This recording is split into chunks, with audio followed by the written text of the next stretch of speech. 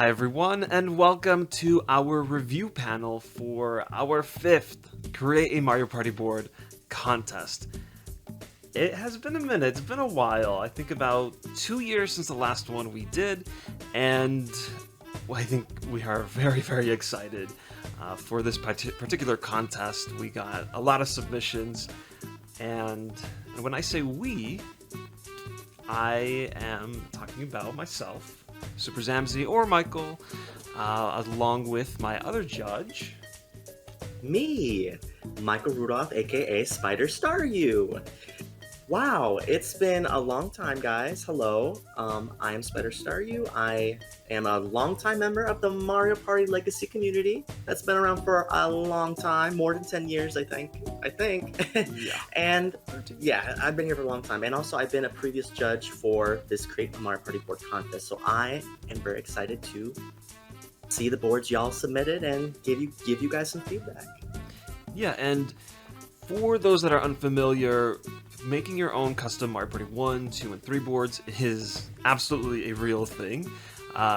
It is due in part to the really, really incredible Party Planner 64 tool and the very, very committed and dedicated community that has grown because of the tool. A lot of creative people that make awesome content, and it's very exciting to see a lot of those ideas come together in these boards for this contest.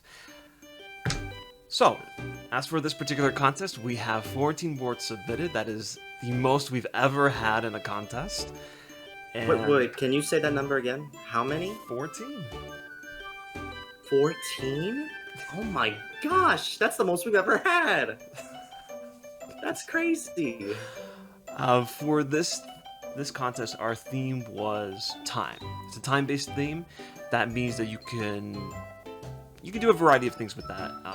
You can do different eras in time. You can do time travel and time machines, day and night mechanics. You can focus on characters that are related to time. Just it needs to involve time in some way. So, in this review panel, we'll be grading each board and giving our thoughts on a variety of points. Each contest is graded on a 50-point scale. There are 4 categories. There's the background, which includes, well, the background, your own custom-made art or design or whatever, how the board looks visually. That is the background. The path layout is the actual, well, the spaces themselves, what kind of spaces you use, where do you use them, what kind of paths you have, junctions, how it all works together, does it actually work? That would be the path layout. And then events, because now we do have custom events available in our custom boards. It's how do you make use of your custom events, whether they are made yourself or used in a creative way, or if you use somebody else's in a creative way. That's the whole event category. Each of those categories is worth 15 points, but we also have a theme category, which is worth 5 points. Basically, did you follow the theme? Does it fit with the contest? A simple 5 points. Now, the top 3 boards will get a prize. First place will be given a $35 eShop card, while second and third place will get a $20 eShop card and a $10 eShop card, respectively. So yeah, congrats to those people who you will find out soon enough. Now, okay, so there's one more thing that I think is very important to mention before we actually get into the results of the board. The goal in our criticism is to help you in the best way that we can, to give you the advice that we think will help improve the board, to make it the best that it can be. We will point out the things that we love, but we will also point out the things that we don't love. And most boards will have something that, we didn't really enjoy too much, and we're going to bring that up. And I'm saying that now just so that I just don't want anyone to take anything to heart. I want everyone to know that we are incredibly happy for this turnout, and just the fact that you submitted a board in itself is a huge plus. There are other people that didn't submit, and you already took that extra step, knowing that that will be real about your boards. So that's a very big thing right there. Yeah, and I will mention that ultimately this is our opinion. There are other people who could think your board is something completely different than what we thought.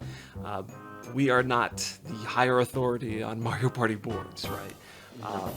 But we have played an obscene amount of Mario Party in our Yes, lives. we have. I think we have some ground to talk on these topics.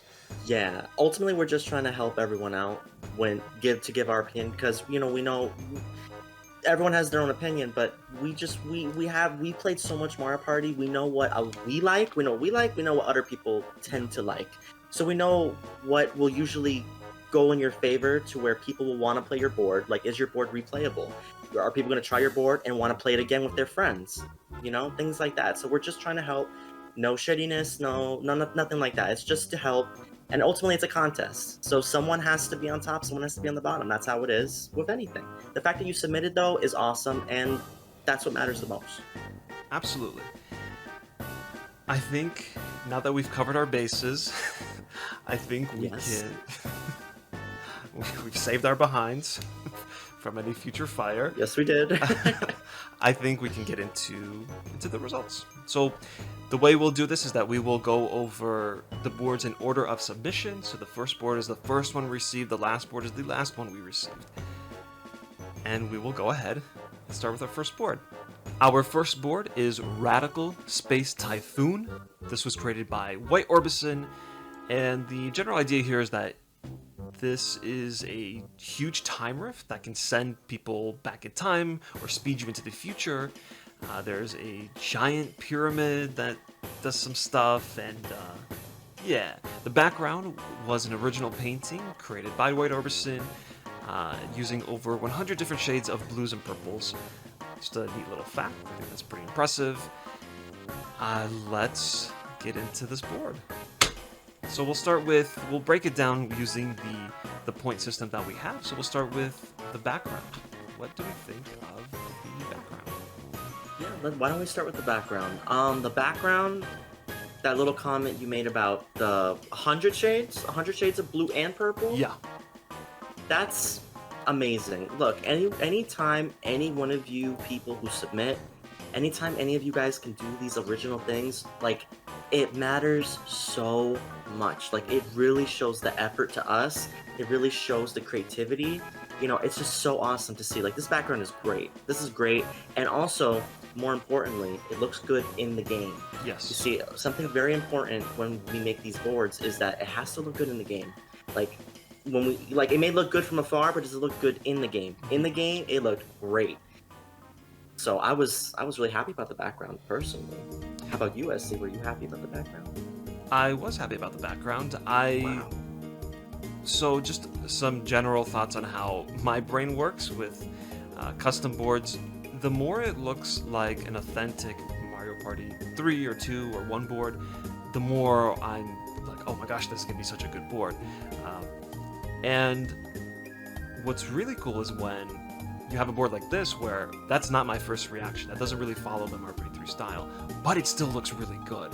If you can convince me that it's possible to make a really great looking board without relying is not a great word, because it is difficult to match that Mario Party 3 style. If you can still make a great looking board without doing that Mario Party 3 style, I think that's a huge win.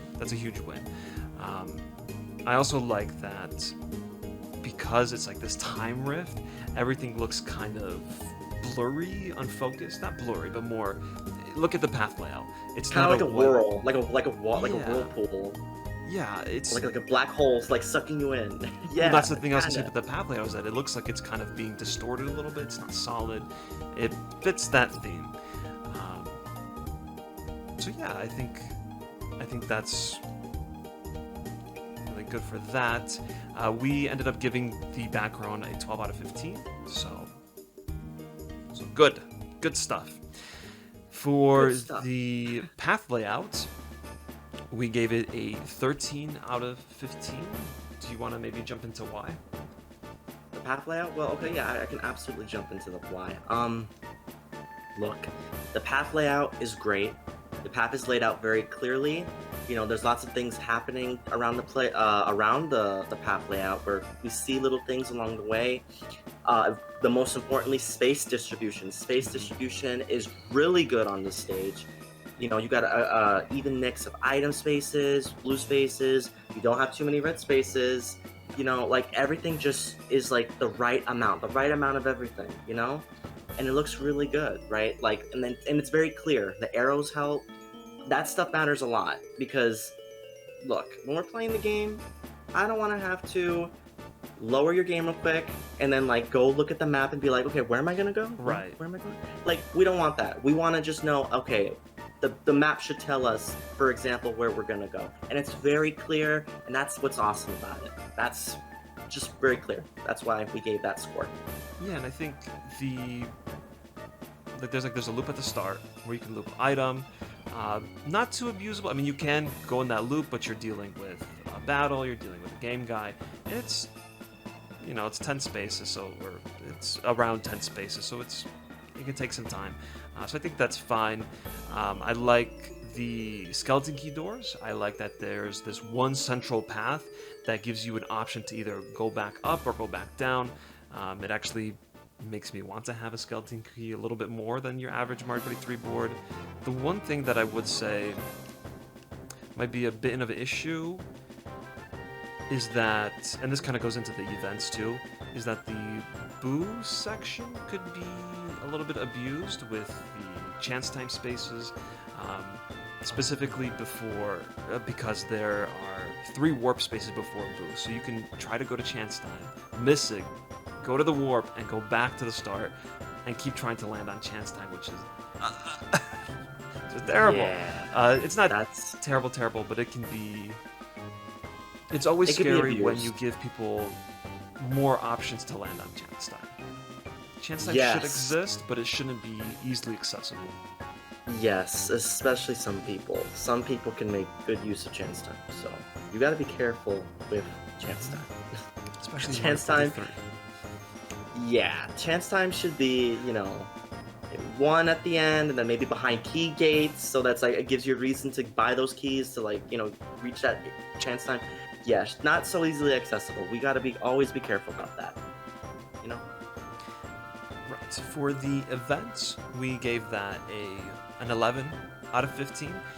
The events are not, as far as I believe, they are not made by Roy Orbison. They are made by other people in our community, which is 100% acceptable. Not everyone's going to be a coder, just like not everyone's going to be an artist for these boards, so that is more than okay to use. It's just how you use them is what we look at, and I think the events here were used pretty well. I like the idea of having the 2 genie spots. That actually changed the strategy and the dynamic of the board a lot.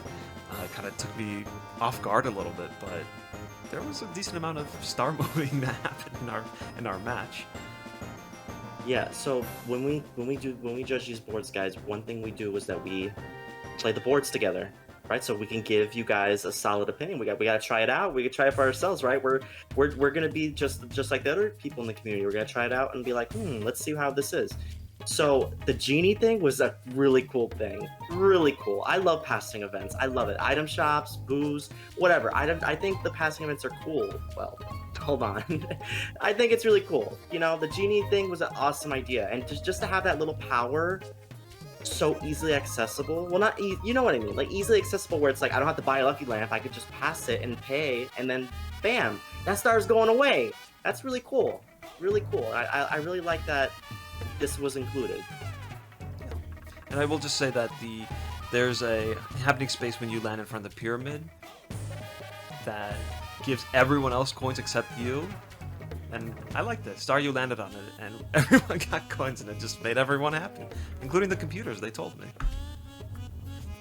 They did. Yeah. Okay. And then for the theme category, we gave it a 5. You followed the theme. The distortion time rift works with the events, the pyramid, the genie moving the star, movement, speed, that whole thing. And the background is very time-based, so it's a 5. Easy 5. Oh yeah. So ultimately we gave the board a 41 out of 50. Thank you, White Orbison, for submitting that. Thank you very much. It was a really good board. Thank you so much for submitting for our contest. Thank you. So our next board is Ancient Ruins. This board was created by Skulls Productions.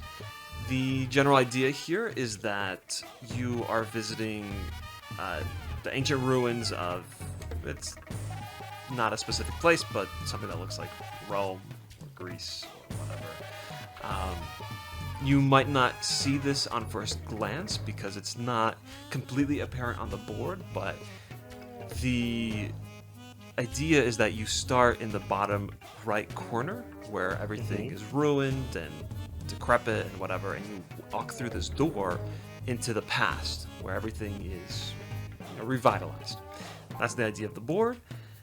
Let's get into what we think. Let's start with the background. The background we gave a... Let me pull up my notes. 11 out of 15 for the background. Why do you think that is, Star? Why do I think that is? Well, just looking at it, I think the background is custom made, and we always appreciate a good custom made background. Yeah. Anytime y'all can be creative, you guys use your artistic skills. Like I said, awesome. We love it. That's why we gave it such a good score. And also, I particularly like the start.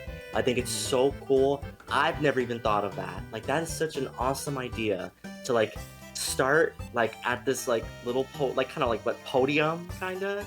Yeah. And like you go through like a warp area and then finally reach this like new world. Like that's cool, or old world, or like however else you would describe it. Like that's cool. That's really cool. Thank you so much for that creative idea. Yeah.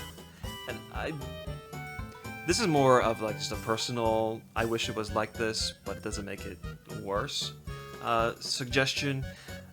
I just wish that idea was played with a little more, because I actually didn't notice that until like a chunk of the way through the board. That the start is, the past, or I guess the current, and the rest of the board is the past. You don't really do anything with the start. You're always in the past, so that doesn't really... It doesn't play a factor. It's just a cool thing in the background. So I just kind of wish it played more into the board. Okay. And then for the path layout we gave a 3 out of 15. There are quite a few issues that we ran into while playing this board. I think for me the biggest issue was the very start is just littered with Bowser spaces, and we get it. I understand why. These homes, or these houses, or these buildings are dedicated to those characters, and that's a good concept, but there are ways to do this that don't infuriate the player. Like turn 1, turn 2, turn 3 was really bad for everyone. Landing on Bowser. And the problem is that this very start of the board, you come here often. It's not a one-time thing. You circle back here a lot, and I don't know, with Bowser, then a bank following, then there's a chance time up ahead, like, oof, whoa. Yeah, let's just calm down for a second. Let's calm down. Bowser at the start is troublesome, because look, when we play Mock Party, when we start out, we want to gain coins, we want to win mini games, get ourselves some items to go crazy and go do something, right? That's what we want to do. With this, it's like I'm starting off and it's like, oh, Bowser, oh, darn it, I lost my coins. Okay, well, I'll just win the mini game and get my coins back. And then you win on Bowser again. It's like, oh, that's a bit troublesome. I'd rather maybe put a red space there if you want, but in general, I think we would like to try to avoid losing. We want more so gaining to happen, because that's how people make their moves, people do things. If we're always losing, especially at the start, it kind of leads to a very rocky start, and then kind of the rest of the game is kind of like, oh my gosh, depending on how many turns you play, right? So, and you can do a Bowser section like that, but that's usually you would put that on a risky path. You would put that somewhere that that's a little too beneficial for people, and they have to take that risk, basically. And you did that with Game Guy. Game Guy leads to Boo, but you know, that one spot is done that way. But then you also have the battle section, the Bowser section. There are also a few other issues, like the skeleton key door is just kind of useless. There's really no reason to go over there. Not even a star spawns behind the skeleton key door, so there was never a moment where any of us wanted to use it. It's also extremely risky. You have a chance time, you have Game Guy, you have battle. Yeah, it's a little tough, and I'm trying to remember what I thought about this corner section, because it's also another loop that you can do with the item. Oh, yeah. But it's a very drawn out loop. There's a bank, there's chance time twice. There's just a lot of path decisions here that I don't think we're well thought out, unfortunately. Yeah, and also like remember, like when we make a board, like we want it to make sense. There's not that many blue spaces. Blue spaces should be about that. the most common thing on the board. Always. You can have other spaces. Look, and remember, because you can make your Mario Party board the way you want to make it. That's your decision. I'm just saying, most people don't really want a bunch of Bowsers. They don't want a bunch of Chance Time. They don't want a bunch of Game Guy. They don't want a bunch of Game Guy before Boo, because you always gotta be careful of Boo. That's where things can go. That's where things can go wrong. So, Yes. you know, but that's just something to keep in mind. Like, things like this could be easily fixed. Like, just add some more blue spaces, remove a couple of the Bowser spaces, remove a couple of the Game Guy spaces or battle spaces or whatever. Just remove a couple of them, and like you can keep some areas, like, because you know your board has to have your identity if you made it, right? But like just little things like that can make quality of life and make it more fun for people to play, and then people will want to replay your board. Agreed on that. For the events, we gave it a 3 out of 15. Unfortunately, the only event that is here is a warp event that is actually broken. It's supposed to warp you to another space. It actually just sends you back to start, which sends you back to Bowser, which is another... I think that's why that Bowser section really stood out to us, because the event space was broken. So No, that was a big problem. lots of Bowser. Lots and lots of Bowser. Yeah, actually, when you brought up Red Space, I forgot, because we played so many 1v3 mini games. I think that's all we played on this board. Oh my gosh, that's something. Okay, that's actually something I want to talk about too. Let's just mention this right now, because we might mention it a little bit later, maybe. When there's more red spaces than blue spaces, that you're gonna always play 1v3 mini games, and that gets very tired. Really, it does. I'm tired of You know, Spotlight and Swim, Boulder Ball. I oh can't do it my anymore. gosh, Ridiculous Relay. I've played that so many times now. It's like, are we serious? Crazy Cogs. You know, like playing 1v3 mini games over and over and over and over and over again, it gets very tired. Now, sometimes naturally, when you play Mario Party, that can happen. You could just get a lot of 1v3 mini games. But this is kind of like, unfortunately, like pushing it. It pushes it a lot, because that was literally, I think, all we played. If I'm not mistaken, like maybe we played like maybe 1 or 2 4-player mini games. Everything else was 1 versus 3, and occasionally throw in 1 2 versus 2. No, we don't want to play those types of games all the time. We want more 4 players, right? That's what kind of separates, you know, what, like, one person can win more coins, not everyone getting coins, like 3 people getting coins all the time. You know, like things like that should be kept in mind. That's why blue spaces should be there more than red spaces. When there's too many red spaces, then the balance of mini games gets completely destroyed. Agreed on 100%. all point. That 100%, absolutely. And for the theme, we gave it a 5. Everything, the theme, the background, the idea of the board, it all fits with our contest theme. You get a 5. So ultimately, the board gets a 22 out of 50.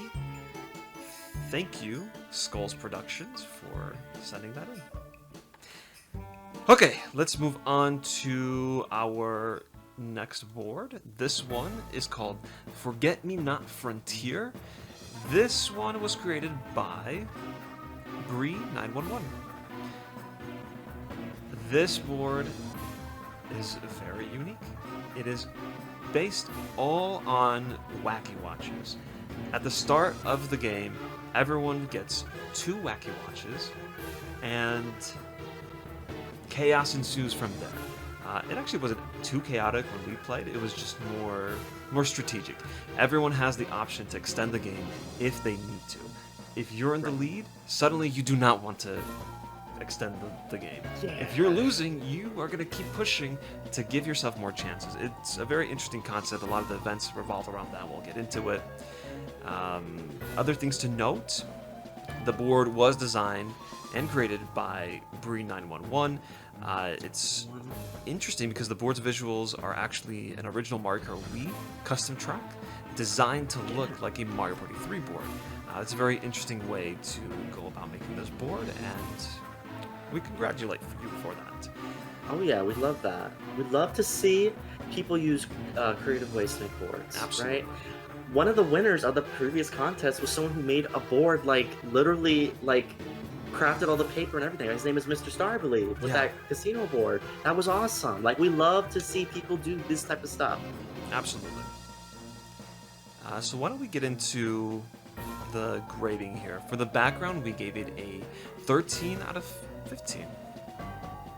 Oh, yeah. Staryu, I know you particularly liked the concept behind this, so why don't you go ahead?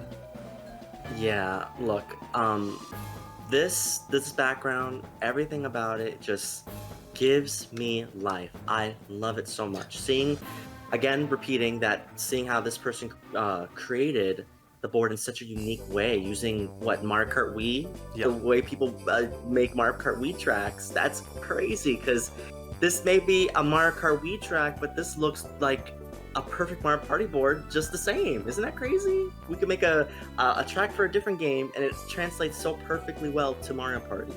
It's just awesome, and just there's so much going on with the background, all the sunflowers. Maybe I'm a little bit biased. I love sunflowers. One of my favorite flowers. And just how bright and lively it is. And then the little cave section with the Kirby and the Amazing Mirror mirrors up there. And then we got our boy Fwomp in the jail cell just laughing like Wario. I love to see all that type of stuff. The board is just so cleverly designed, and there's so much stuff going on. When you're traveling around the board, you say "Oh, what's that over there? Oh, what's happening right there? What's that? What's that? What's that?" That's cool. Yeah, I agree with that for the most part. I would say that I like everything. I do feel that the cave building section feels a bit random. While it itself is good, it's just kind of there. I don't know what this location really is. There's a grass, there's a beach, and then there's this random building. It works, but it does make me a little puzzled. I don't fully understand that just this random building, and I do think, while I think the board actually turned out really great, it might also benefit from a slightly different angle. I could tell that there are some hills and just some different levels in geometry, but I can just kind of barely tell. It's not fully visible because it looks like it's more of a top-down, and it could benefit more for something a little more angled. Just something to know. I think the end result is still really good, so 13 out of 15 for that. For the path layout, we actually gave it a 14 out of 15. I think everything is really well and balanced. There aren't any glaring issues, nothing out of place, nothing cheap, nothing broken. Looking at my notes, I'm trying to see, did I say anything bad about it? What do you think? Path layout's great. Space distribution. Item distribution. Space distribution is great. I remember when we played this board, we landed on a lot of battle spaces. That's true. Yeah. It's crazy how that happened when there's actually not that much on the board. So that's something interesting to point out. I guess because it's in a path that we're always going to pass. But that's not a problem. The path layouts are great. You know where you're going to go.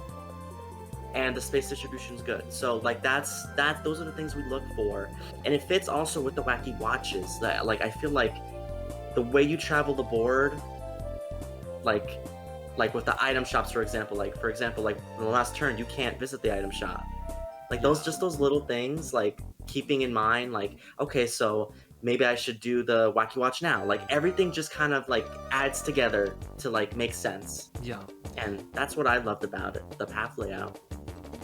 The one, maybe the tiny little thing that I would point out is that on the left side you have a junction where one goes to happening spaces and to an item shop, and the other takes this path that kind of gives you an option to take a shortcut, either to the top of the board or to the middle path.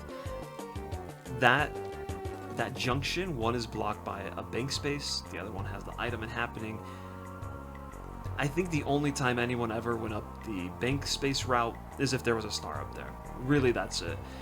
I don't think there's enough incentive to really go that way. It's always like, why wouldn't I go to item and happening, you know? Especially when there are only 3 happening spaces on this entire board. So that is your only chance to get that bonus stars on the left. Yeah, So there's very easy ways to fix things like that. For example, make that path more enticing. Add some item spaces.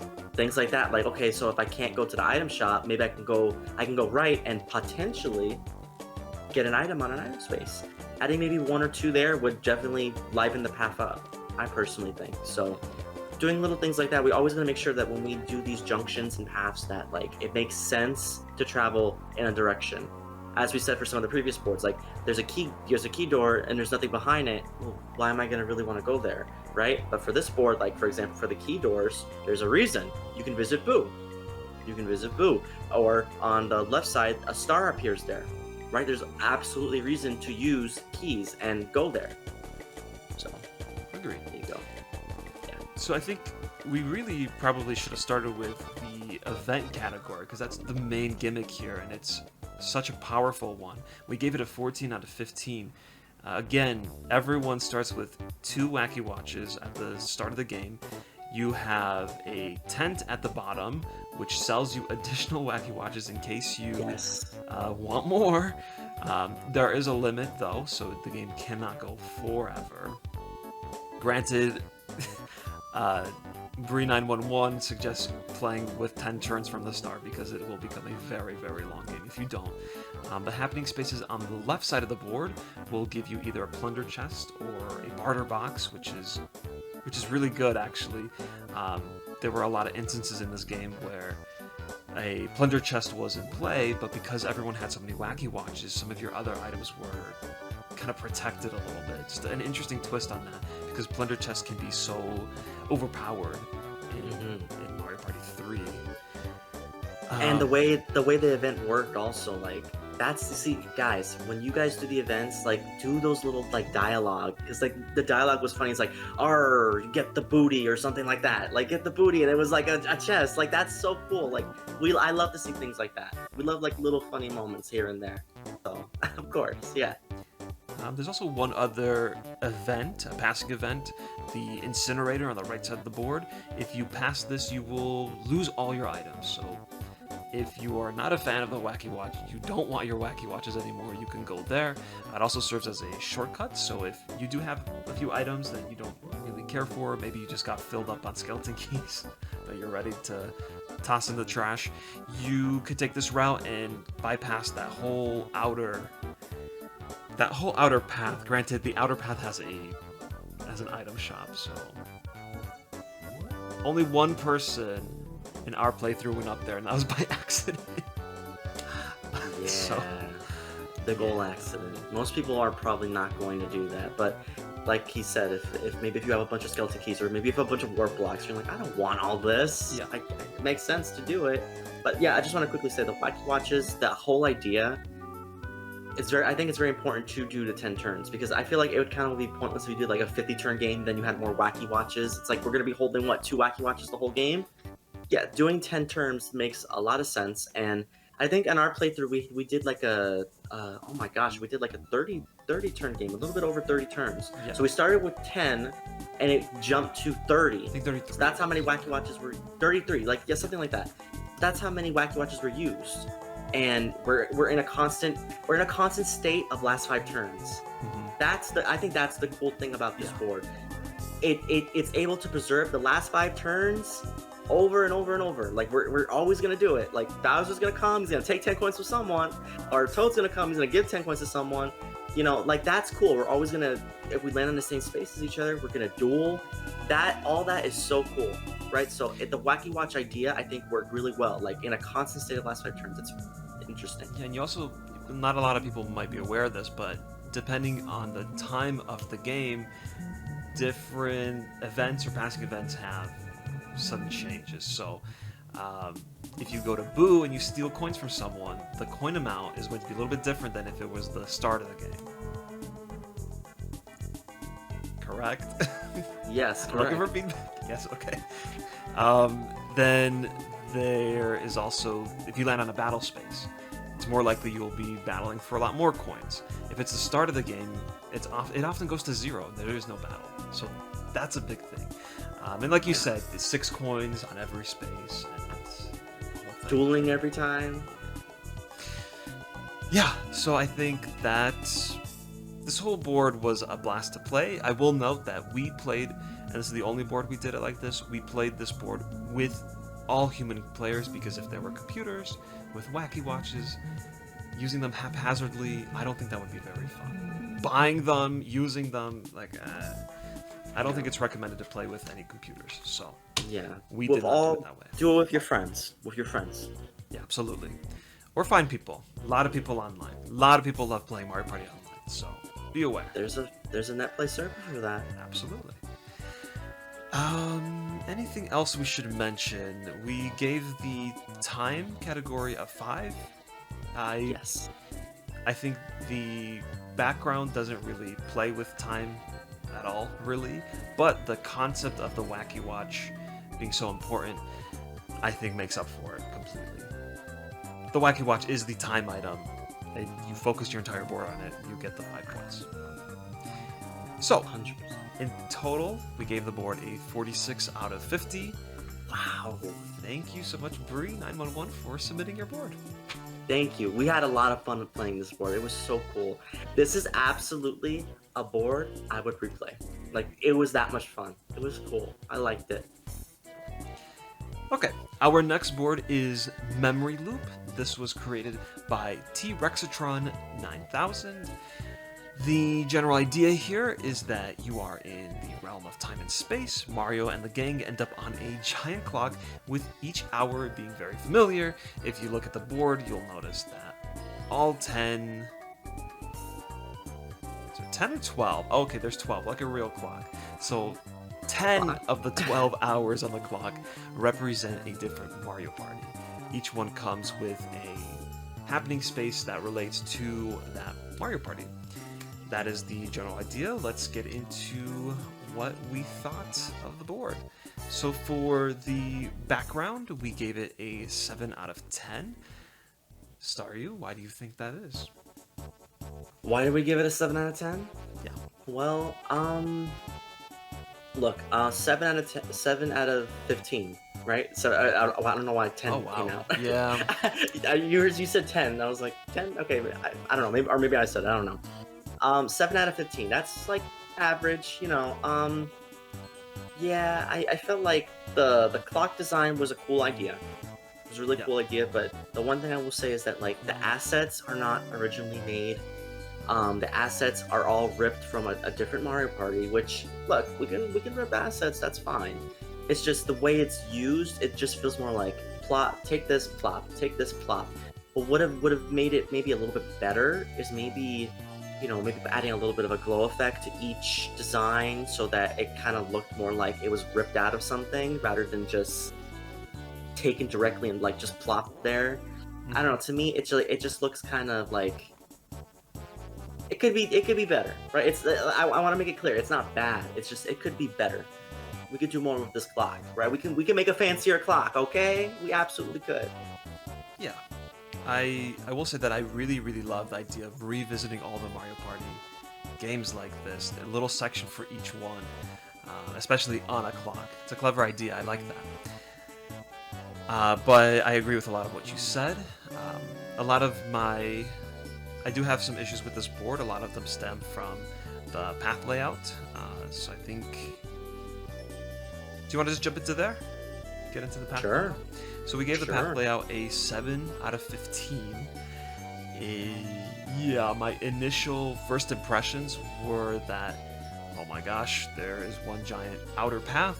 I'm going to get stuck on this board. That actually ended up not being the case. What ended up being a problem is that after you make your big loop, you get to the top where it becomes very crowded. And not only crowded, but a little bit dangerous, and there's really nothing you can do. You gotta go up to the top, you have to go back down to the center, then you have to go back all the way up. You can get a little bit stuck there. There's like bank. It's just not a fun time. A lot of red spaces over there. This is another board where red spaces were a little too... just a little too much. A lot of 1v3 again. Yeah. Too much. Too much is the word. Too much is what it is. Too many red spaces, right? And as I made it clear earlier in the video, like, we gotta be careful when we do too many red spaces, because, you know, the idea of it maybe is fine, like, oh, whatever, just a red space. It is what it is. Like, but no, it really changes the mini games that get played. And look, if you like 1 versus 3 mini games, that's fine. It's just, I think we would like more diversity when it comes to mini games. Like, we don't want to just do the same one over and over again. Remember, there's not that many in Mario Party 3. There's like, what, 8? I think there's 8. There's only 8 mini games to play, so when you keep playing the same mini games over and over again, it's like, why would I want to do a long version of the board?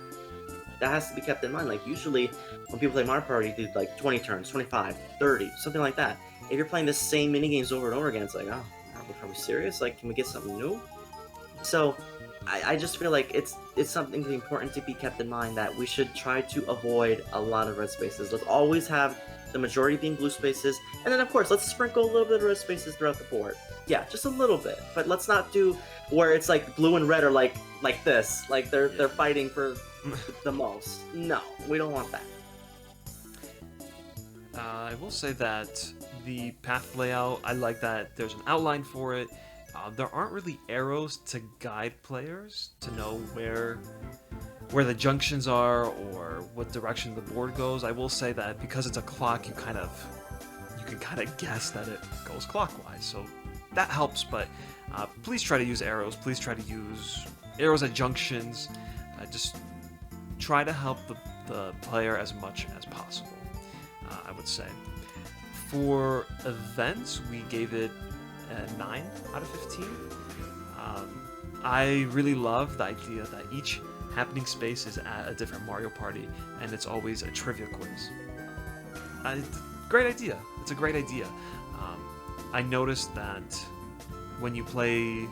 So we play a single match, and I land on the Mario Party 6 question. It's always a question about that stupid minigame. What is it, Pitfall or whatever? It was always that question. But I believe you noticed something different? Yes, if I'm correct, I believe when I replayed the board by myself, I saw different questions. So maybe it's the same question for one playthrough of the board, and then when you replay it again, it'll be a different one. Yeah. I believe that's how it is. I don't want to say 100%, but I'm pretty sure, actually. I'm pretty sure, because I didn't get that question the second time I played with just me. Yeah, I mean, we kept getting the same question whenever we would land on them, so if 100. That could be not the case, that would be better. Also, just... I know it's not as easy to spell check some of these events because it's all in the coding and everything, but we do notice those things, and that becomes apparent when you're playing, so just make sure you're checking the name of things. Because even some of the answers, like minigame names, were incorrect. Like, you can tell what they are, but they're incorrect, and that can throw people off too. So just be aware of that. I'll also say that the warp spots don't particularly... I think they're on that one path up above. They will warp you to different sections of the board, which kind of sucks because that makes that area even more dangerous. Maybe you want to go, maybe you don't, but there's 3 of them there, so there's a good chance you end up just getting thrown into another spot on the board. That's not that great, I have to say. For the time theme, we gave it a 5 out of 5. Yeah.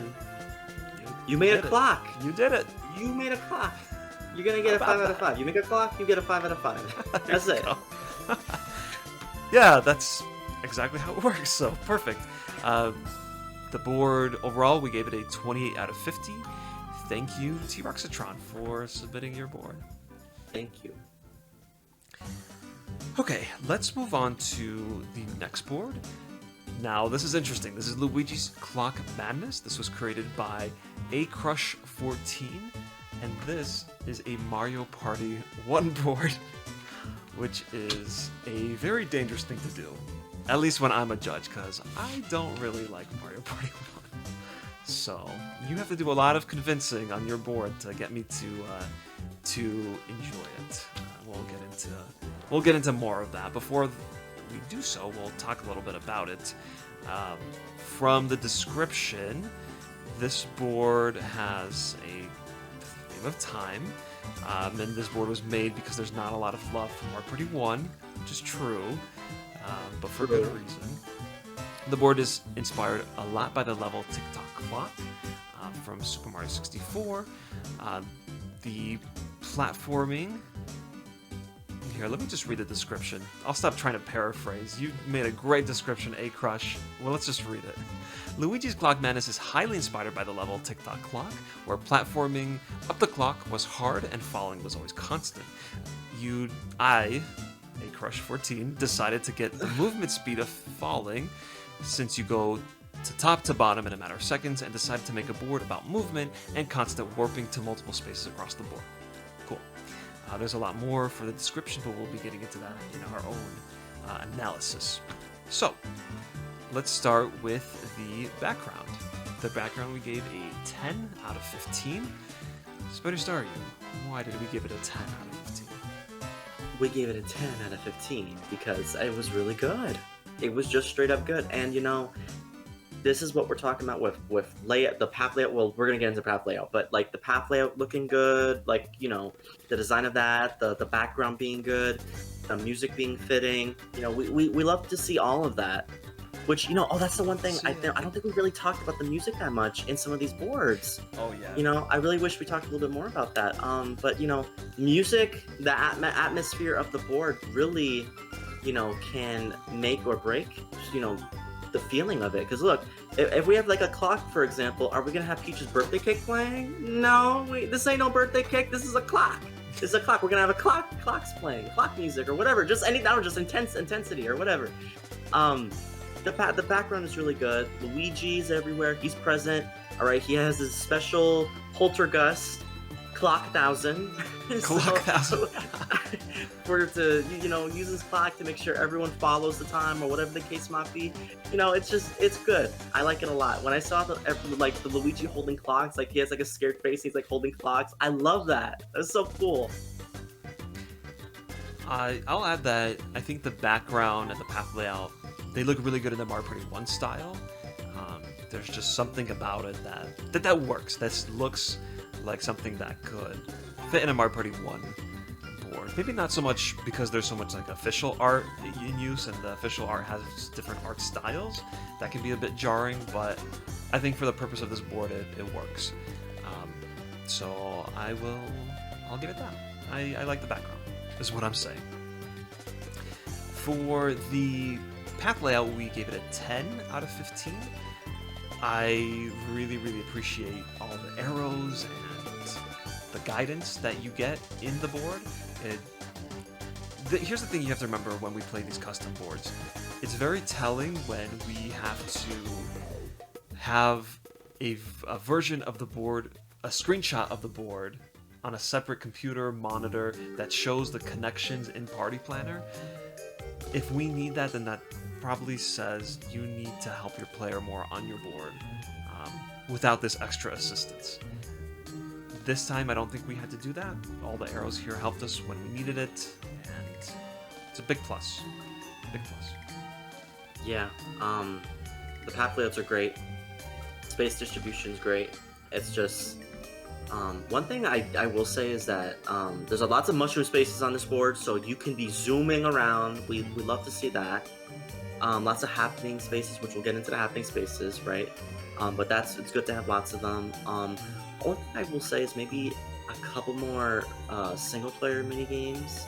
Single player spaces would be ideal in my opinion, because with Mario Party 1 there's not really that much to do, so like the most we can control is like the bonus stars, for example. We don't have items, like, but we can control that to an extent. So I would love to see more minigame spaces, maybe like take one of the blue spaces and just turn it into a minigame space. I think that would be, make it look even better. But it already is great. Everything looks good. And the one thing I said to SC while we were playing the boards, and I don't know if this was intentional at all. This could be in my head, okay? I'm making that clear. It could be my head, right? But the one thing I will say is that the arrows, they kind of look like ghosts.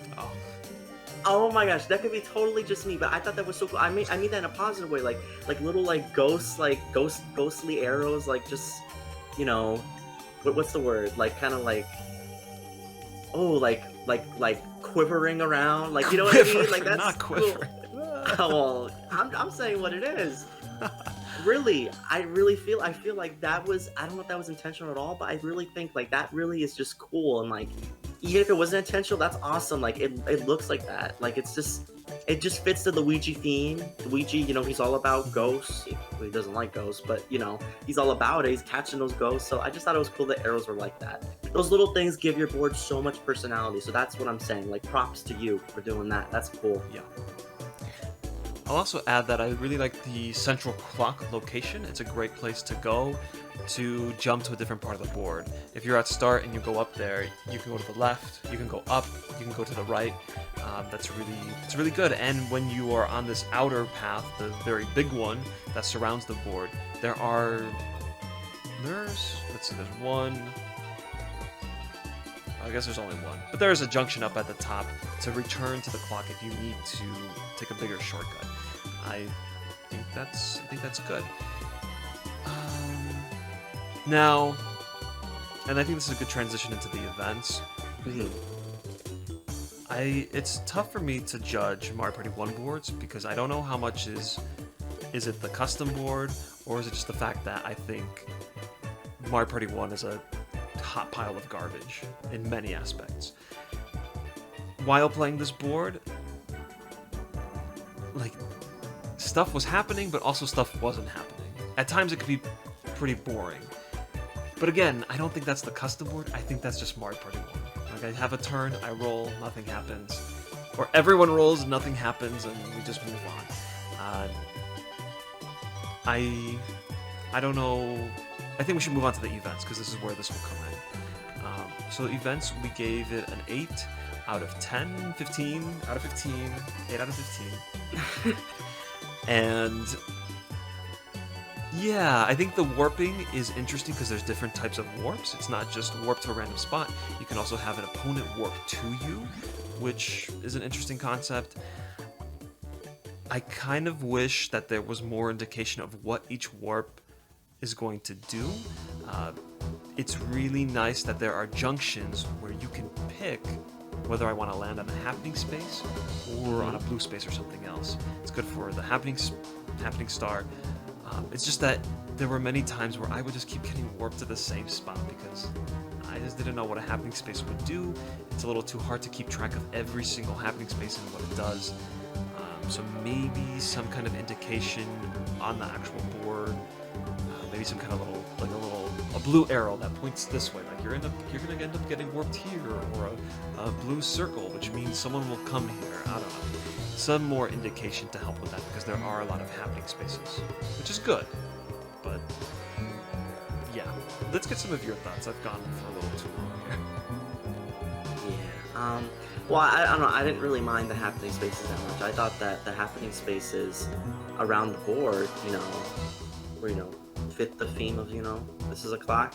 We want randomness and stuff. We're gonna warp people to you, which I think that's the cool thing. I wish maybe there was maybe a little bit more indication that was gonna happen. Like maybe there could have been like a magnet on the board, like to say like, oh look, see, when you land on this happening, a magnet will like drag this person here, like, and they're like they're there. That would be cool. And so maybe something like that could be good to make it clear that this is what the happening space is for, rather than just warping. Other than that, I didn't mind it too much. Mario Party 1 always gets kind of a different rep depending on who's playing Mario Party 1.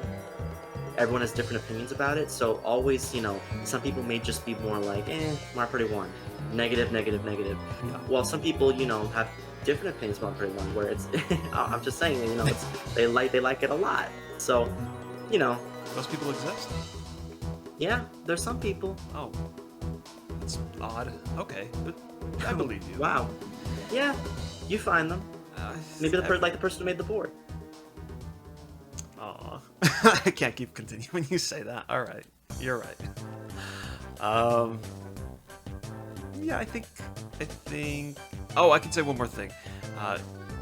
There are two boos, and they're kind of in a row, which ultimately is a good thing because in Mario Party 1, there's not much to do, and you end up having a ton of coins, so it's kind of a nice incentive to continue out on this outer path. Hold on. You said two boos? Like two? No, that's two boos? You gotta be careful with just one boo. Absolutely. Oh my gosh. But boo can make didn't we just said it earlier, boo can make everything more dangerous. Absolutely. What kind of But boo you is make a it? good point.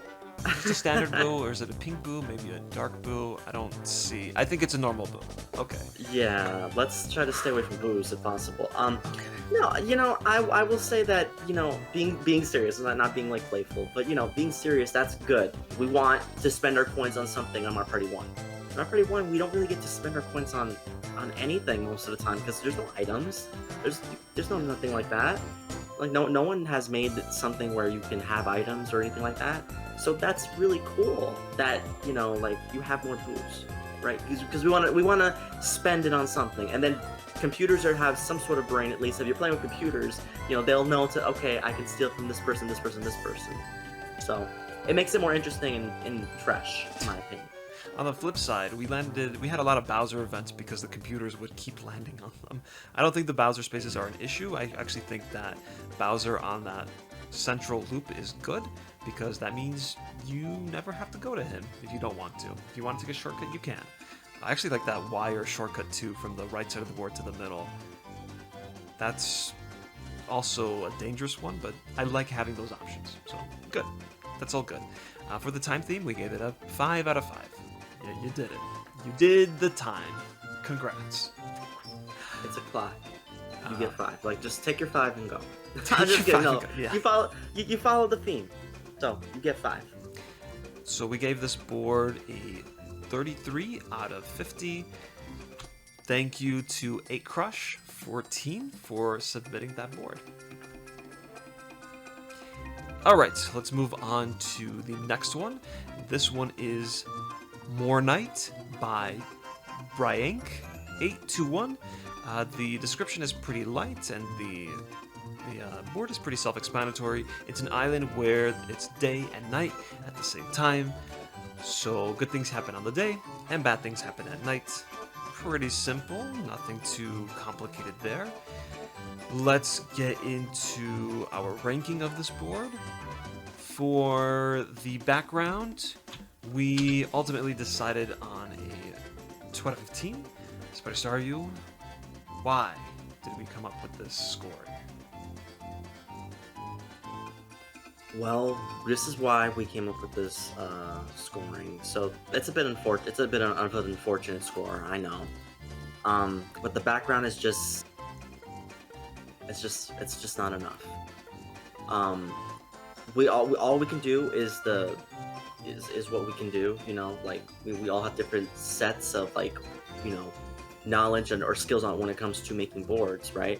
But like this background is just very bare bones. It's just color, color, like the I guess the sky and the night, and that's it. It's like there can be way more done to emphasize the morning and then or daytime and then nighttime. Not just, oh, here's some booze over here. Here's some Koopas right here. Like that's very bare bones, and I feel like it could be more could be done to really emphasize the theme of day and night. Like day and night is such a different concept. Like you could do so much more things, or even if just more things were added to the background, that would have definitely upped the score too, right? So that's kind of where we were at when we decided to give that score. Yeah, and I can see, I feel like I might be just a tad bit more forgiving on this background of the board, but it's hard to look at this board and then look at all the other boards and the effort given there, and to you kind of, when you're scoring the boards, you want to keep the other boards in mind, and this one just doesn't have that same amount of effort and quality, unfortunately. So I don't think there's too much else to say there, but yeah, I think more time spent on the background could go a long way. So I'm not sure. It kind of like threw me for a loop. Is the island connected with this ocean in the background? Because it has the same coloring in like the item space, item shop area. That's a little confusing. Yeah, the background needs work. So unfortunately, that's the score that we gave it. Unfortunately, that is not the only problem we have with this board. For the path layout, we gave it a 3 out of 15. Yeah, we had a lot of problems playing this board. There are a ton of red spaces, lots of Bowser, chance time, haphazardly, all that stuff. It's not... See, and this is one of the problems, is I'm looking at the image of the board without the connections and where everyone goes, and I actually don't remember how this board functions. And there are no arrows to tell me where to go. There's nothing at the junctions. There's no indication of anything, really. So, looking at it now, I don't even remember how this board is played. I do remember that there's a skeleton key door that's just broken. I think it crashes the game. I tested it. That's not good. You have to be able to test your board and make sure it runs properly, for the most part, before submitting, and unfortunately that wasn't the case here. Yeah, what are your thoughts? You basically said everything that we talked about. There's not really much else to add to that. We can anytime you think that it's enough, most of the time you can always add more. And in this case, you could definitely add more to make it more unique and more special. And are we talking about the path layout, by the way? We're talking about path layouts, right? Path layout. Just want to be clear. Yeah. Way too many red spaces. Way too many. It doesn't make sense that, like, daytime, why is there so many red spaces in Bowser on day? And I think there's actually more blue spaces at night. Like, I don't know, to me that didn't make sense. Like, usually, and I mean, you don't gotta follow Mario Party 6 to a T, or like whatever, you could make your own rules, but it's like, usually when we think of day, we think of like goodness, like the good things happening, sunshine, the sun is great, it gives us, gives us energy, it gives us stuff. And then nighttime, things are more like risky and sketchy, or not always, but like that's what the stereotypical, way of thinking would be. Mm-hmm. So like, I'm just shocked that like the sun is bad, red spaces, Bowser's everywhere, and then like the nighttime is like blue spaces and good stuff, item shops, item spaces, like, I don't know. To be fair, there's a lot of red spaces over there too.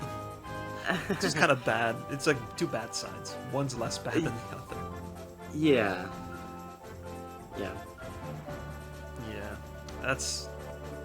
Yeah, and this was another one where Bowser was happening a lot. So that could get very tiresome pretty quickly. For the event... Let's see. Yeah, the events, they're fairly basic. They're just warps. They don't really have anything to do with the theme or the board. They'll just warp you to another spot, and that's it. That is an event. It does work, but it doesn't really add anything to the board. I don't know if you have anything else to add, because that's really the only event that's there. No, that's what we talked about. Yeah, so we gave it a 3 out of 15 as well. I don't want to leave on just being completely negative. We personally did not have a great time with this board, but I think there's a lot of potential for a good idea. The idea of an island that's split in night and day. There's a lot you can do with that, and this was a good foundation. Just kind of the building on the foundation became a little sloppy and then lopsided. It kind of fell over a little bit. So there's a lot you can do here. It just wasn't done for this board, unfortunately. So for the theme, we ended up giving it a 3 out of 5. You did have a theme, but it kind of you didn't really do anything with it, unfortunately. And it slightly doesn't make sense with like the good and bad side, unfortunately. I just want to say something real quick. Number one, I want to just say to everyone who even submitted a board for this contest, thank you so much. Thank you. We've had the biggest turnout we've had ever for these board contests. Thank you so much. So I don't want it to be like, oh, well, this board isn't that great, so that means you're not that great or whatever, anything like that. Please don't look at it like that. Please just look at it like we're trying to help every person make the best board they can. And again, ultimately, you can do what you want to do. But we're just giving advice that can help make things better. Like say maybe not do that, do this instead. Ooh, too many red spaces, try to not do that, do this instead. That can make it better to where more people would want to play your board, and it would have more replayability, right? Yeah. That's all. Because some people who may just see this board, they may try it and then be like, oh, there's too many red spaces, I don't want to play it. Or oh, there's not enough happening in the background, there's nothing to explore, I don't want to play it. So that's kind of where we're going at, but we're trying to help elevate, that's the word. Absolutely. Elevate. We're trying to help elevate the people who are making boards to just keep improving, because we've all started somewhere. We've all had boards that weren't that great. I've had mine, I'm sure SC's had his. We've all had boards that maybe it's in our head, it comes out better in our head than it translates to actually happening, and we can always improve. You can hear this advice and you can take it and make the board even better. And then you can have like a 2.0 version on Mario Kart Legacy to post it and show like, hey guys, I listened to your advice and I did this, and look, I want to show you what I did. Absolutely, right? Absolutely. Which has happened in the past. That has happened with past board contests. And I will say that people have submitted boards in the past, have returned to submit boards in this contest, and yeah, you see improvement over time. It's possible. Absolutely. I think I'd like to just at least mention 2 more things about the board. I think it's a good idea where Boo is. Boo is away from the people, number 1. Oh. Boo is lower down in the south, but it's on a path that's fairly risky. A Bowser Space's chance time, a bank. It dissuades people from trying to just abuse Boo, go there constantly, I mean, of course, why would Boo not be in a risky path or be abused? I mean, it's a compromising location, yeah. Oh, my last point has left me. I don't know what my last point was anymore, but yeah, thank you. Again, thank you so much for even submitting the board. That is the first step, and it is an excellent step. Briank821, thank you so much for submitting. Thank you very much. Let's move on to our next board. Our next board is the Circle of Life. This was submitted by Poison Claw 64, someone who has submitted boards in the past. Let's see. For this contest, let's read some of the description. Go through the Circle of Life, going through all the normal and wacky obstacles of it every day. Okay, the general idea is going through the different stages of life. Poison Claw decided to add the seasons to not only show the progress of time, but how it can change the world as well. We all start out in the void, leading us to becoming into the world as a toddler. Once there, we slowly make our way through our childhoods, going through class and social lives. After that, we go through life one season at a time, almost on repeat. Once it's time to become an adult, we can either choose to be financially prepared for retirement or gamble it away. And finally, it all leads to one place, death, and then it goes all over again, like a circle. Death. So very interesting concept. Let's jump into some of the details of the board. So for the background, we ultimately gave it a 6 out of 15. Let's get into why.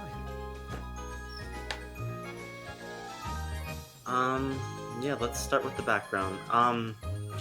So with the background of this board particularly, yeah, it felt like to me. See, here's my thing with this background. In the game, it looks good. Like it transitions, it transitions to each thing, like what Poison Claw says. It transitions. But from afar, from a distance, it kind of looks like a giant quilt. It kind of looks like a giant quilt like your grandma makes. You know how your grandma's whittling with those needles, and she takes her yarn and she's trying to make you a nice quilt.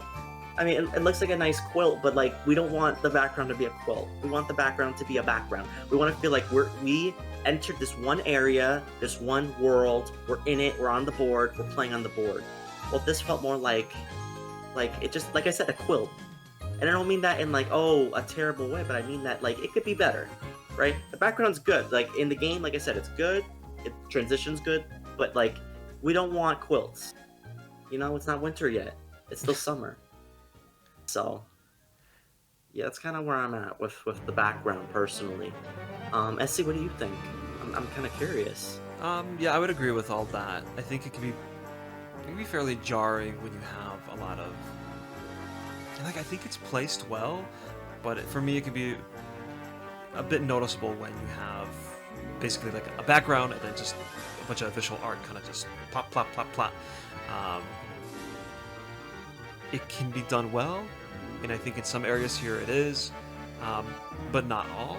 I think the bottom section of the seasons I think actually looks pretty good. But then some stuff like the childhood is just there's just a lot happening there, a lot of different contrasting colors, or two similar colors for some characters. I don't know.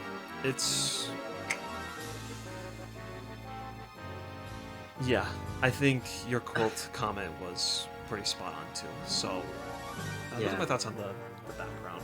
Yeah, and also I just want to quickly mention, thank you, Poison Claw, for including Staryu. Thank you. That was the first thing I saw, and I was like, he knows what he's doing. He knows what he's doing. He knows that's gonna save him some points. Oh my gosh, they know. They cracked the code. Congratulations, Carmen Sandiego, you cracked the code. You know what to do. Just put a little Staryu somewhere. Even if it's the littlest tiniest Staryu, I'm like, okay, 3 plus 2 plus 4 plus. I'm just messing around, but thank you for including that. That's always so great to see on these boards. I love it. I love it so much. One thing I think this is the place to mention this. The death area, there's a grave, there's a tombstone, and on it says, "Here lies Summer's Lake, Naughtier Nights, and Bowser's Amusement Park," which are all of Poison Claw's previous board contest entries. I love that so much. That's a great touch. I really like that. Oh my gosh, that was really cool. When I saw it at first, I'm like, wait, what is that? And I was like,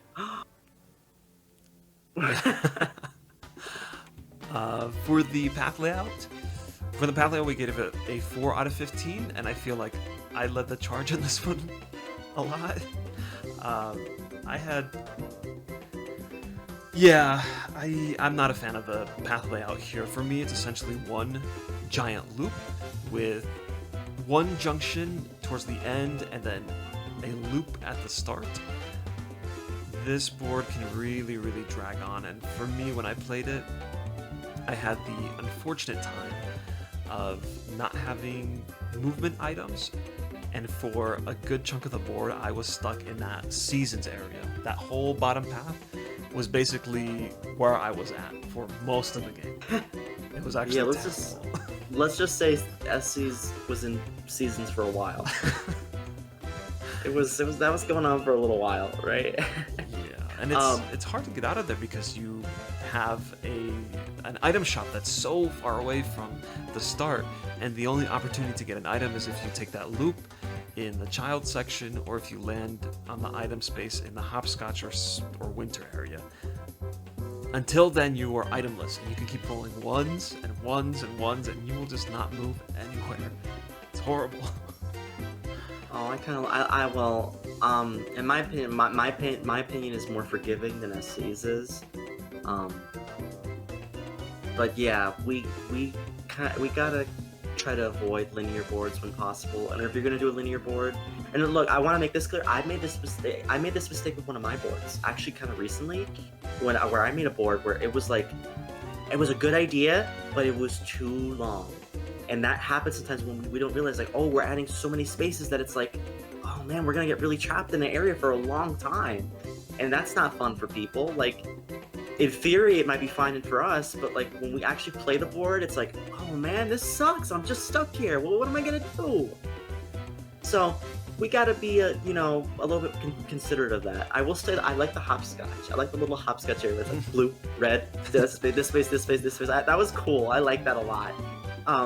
But yeah, there's little ways to fix that error of, the board being too long, where we can add event spaces that give you mushrooms. Or maybe, I think there might be a passing event that might be able to do something like that. I'm not entirely sure.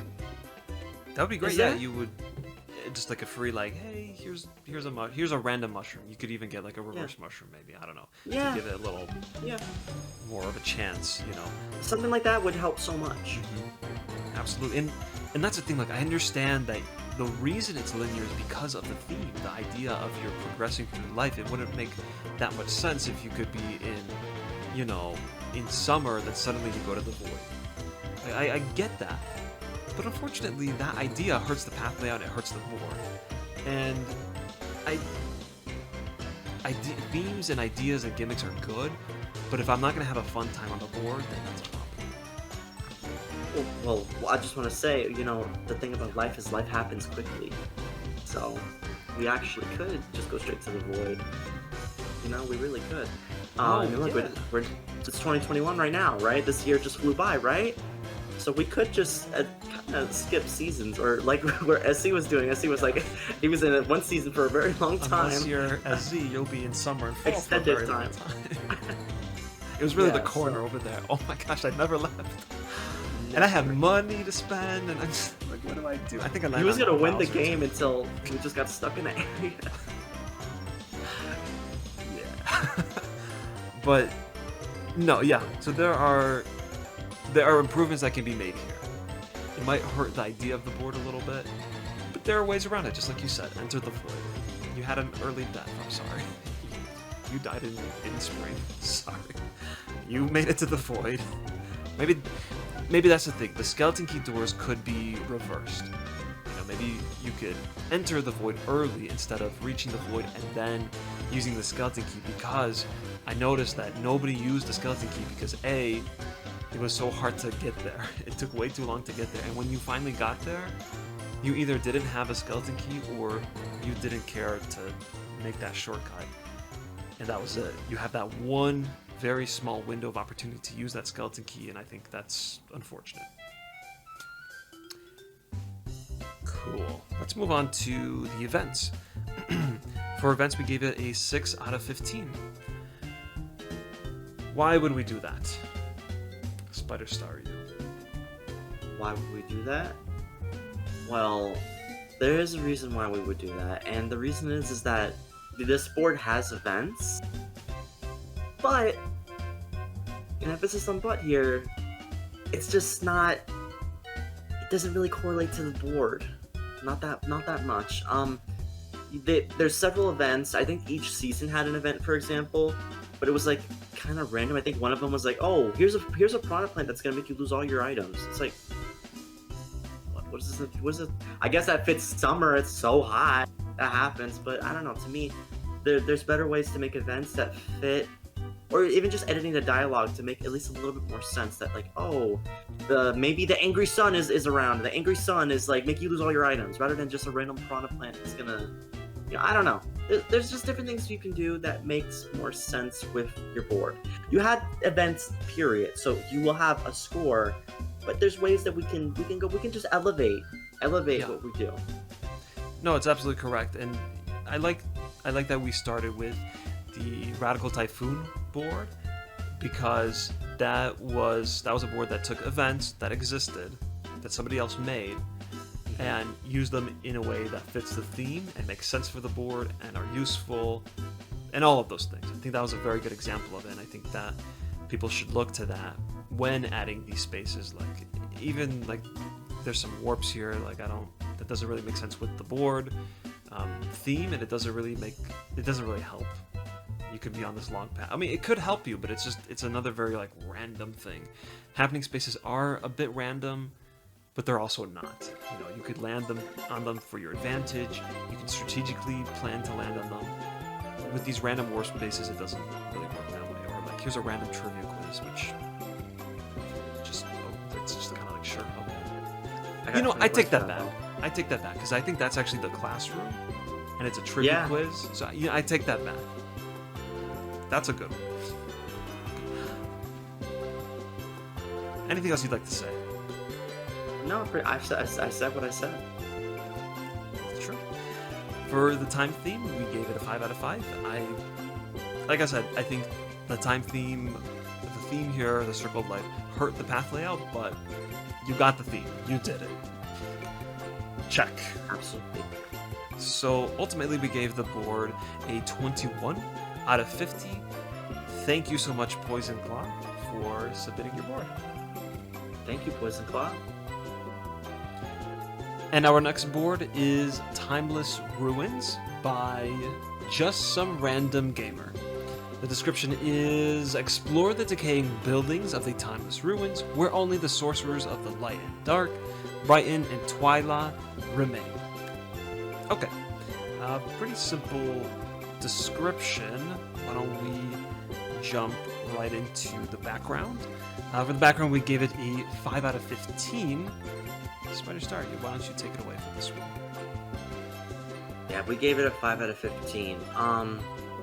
So good things. Let's start with positives.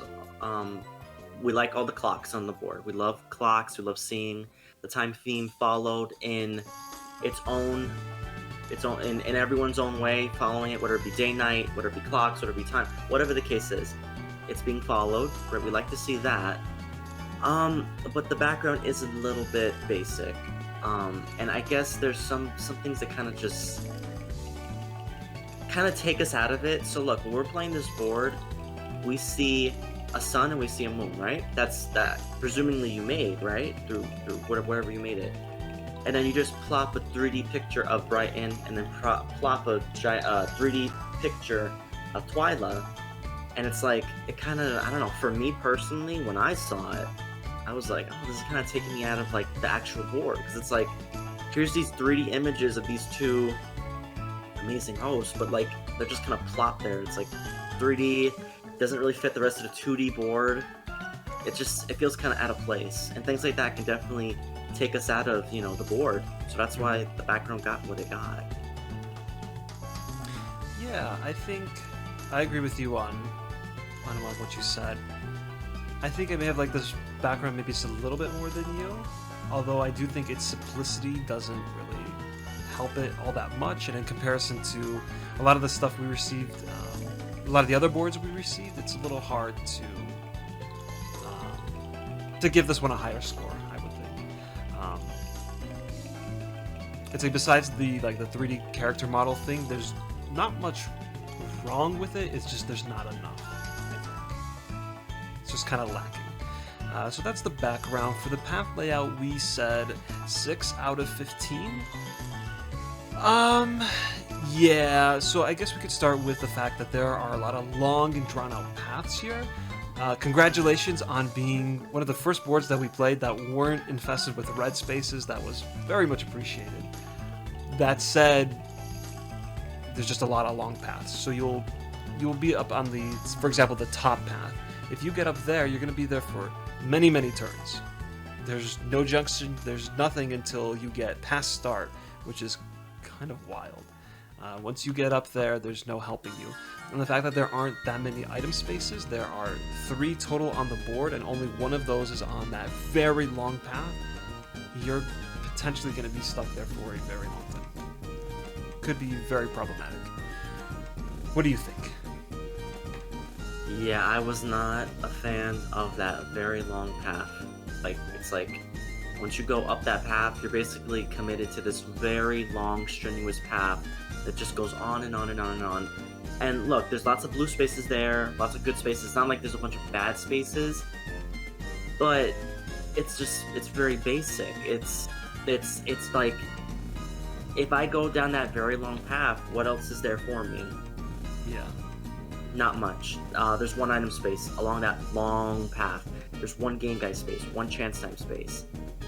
That's not really enough for me to kind of decide my own destiny. And Mario Party is not always about deciding our own destiny, right? But we want some more diversity, so at least we do feel in some way we have control. If I go down that long path, it's kind of like with another previous board we mentioned, that's like, it's just a long, like, straight path, that's linear. And it's like, well, then I'm kind of stuck in this area and I can't really do anything. It's like, that's not really fun for people. No, that's why long paths are fine, but let's find some things to counteract that. Let's add maybe another item shop along the way. So it's like, okay, you're gonna take this long path, but look, you'll see another item shop along this path. Let's add more item spaces. Something like that could definitely make it more reasonable. But just the way it is, it's just it's not what it could be. Yeah, and I think so. One thing I noticed is that so there's 3 item spaces, there's also 3 game guy spaces and 3 battle spaces. I could see that was kind of the idea. We'll just like 3, put it wherever, but that's just not an appropriate distribution. There should be way more item spaces. There should be fewer dangerous, more chaotic, more helpful and positive spaces. In Mario Party, you want the people to be doing a lot of the evil stuff, so stealing and whatever, or purposely landing on chaotic spaces. That should be because of the people, not because there's an overabundance of chance time, for example. Yeah, I think there might actually be 3 chance time spaces too. Yeah, so 3 all see 3. I don't think that's the right way to go about that. But like I mentioned with the red spaces, it wasn't torture all the time. I wasn't just being punished all the time. At least in these long drawn out paths, I'm gaining coins and doing things like that. So, yeah, good on that. For the event category, we gave it a 4 out of 15. You did include events. That said, the events are just kind of there. They're just there because you have a happening space and you need to do something with them. They don't really mean anything for the board. They don't go with the theme, really. There's a trivia quiz, I guess. There's warping. There's the space or the coin distribution to other players, that kind of thing. But that's all just very random. And one other thing to say about the path is that the 4 happening spaces on the flat clock, the clock that fell over, there's some incentive to use a skeleton key to get past the bank and that chance time space, maybe that battle, the really long path. But that means that once you reach item, you're going to buy a skeleton key to get past that. And when people reach an item shop, they want to spend that time, that opportunity on something good. They don't want to spend it on a skeleton key. So if your only reason for going to the skeleton key door is to make it shorter and maybe land on a happening space, I don't see that as being worthwhile.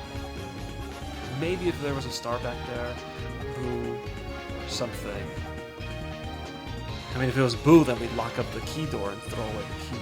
That's it. But yeah. What do you think about the events on the board?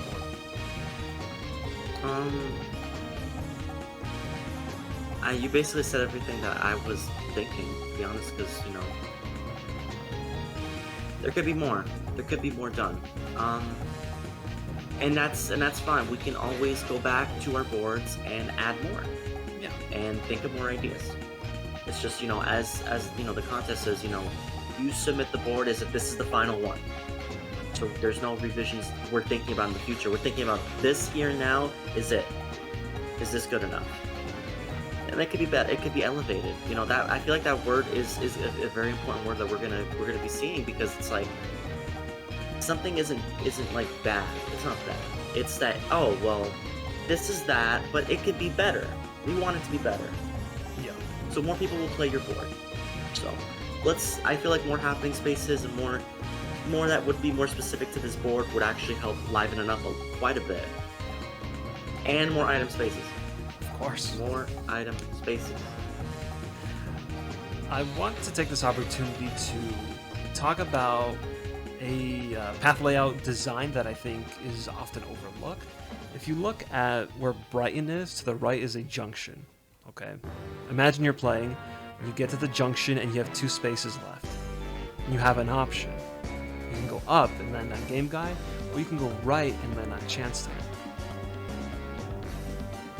That is a kind of fine way to approach it, but I think there's a better way, where when you reach this junction, to the right, you'll land on chance time. But now imagine if you went up and the game guide and blue space were switched. This now gives you the very clear, this is the safe path for me, and this is the dangerous one. And then you have to make the decision, do I want to go right where I need to go? That's where the star is. That's the path I want to go, but it's risky.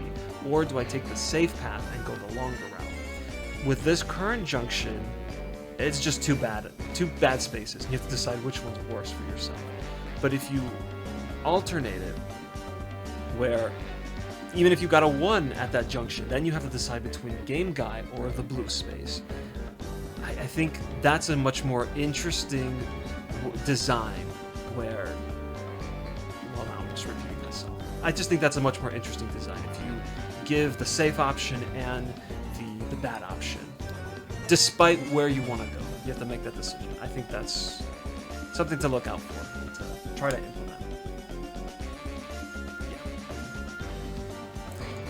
Okay, I think for the time theme, we gave it a 4 out of 5, and I think we just did that because the events really didn't correlate. There's no mechanic, no anything about this board that really does anything with time besides the background. Yeah? 100. So we gave this board a 19 out of 50. Thank you so much, Just Random Gamer, for submitting your board. And our next board is Tic-Tock Time by CookieCake38.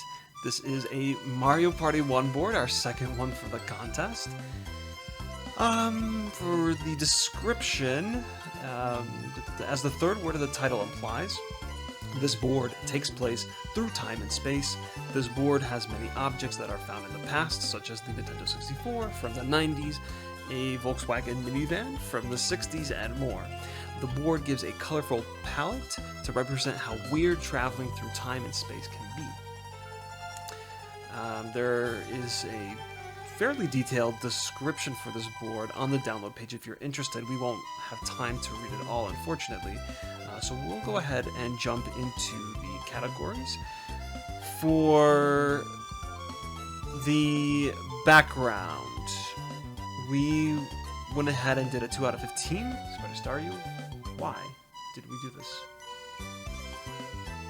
Wow, yeah, 2 out of 15. We gave this board a 2 out of 15 for the background because,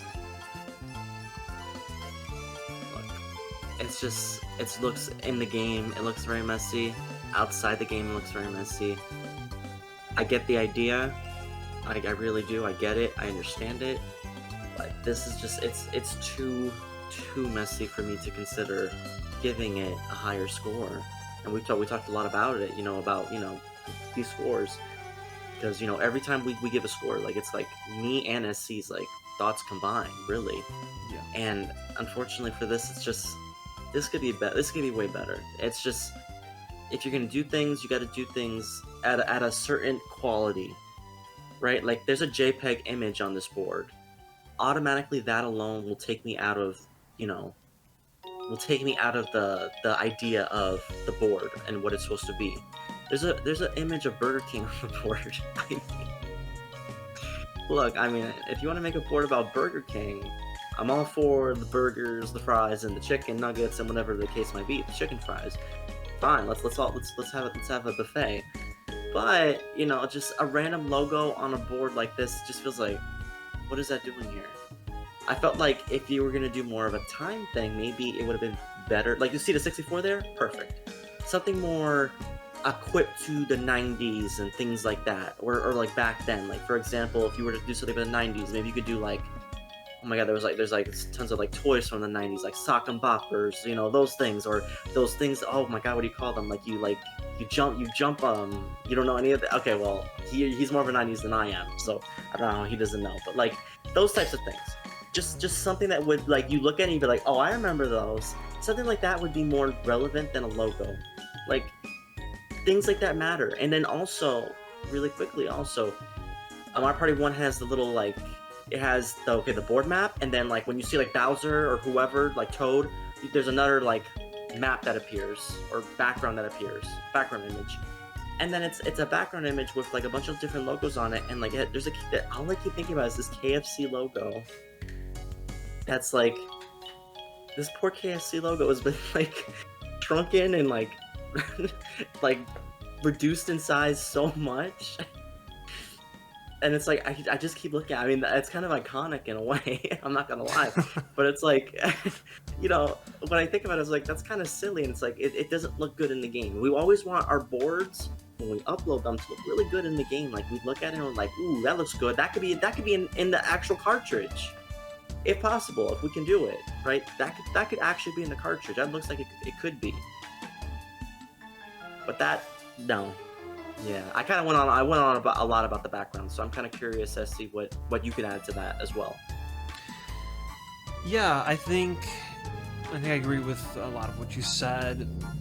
I think the background is definitely very vibrant. It's not like, I don't look at it, it's boring. There's a lot going on.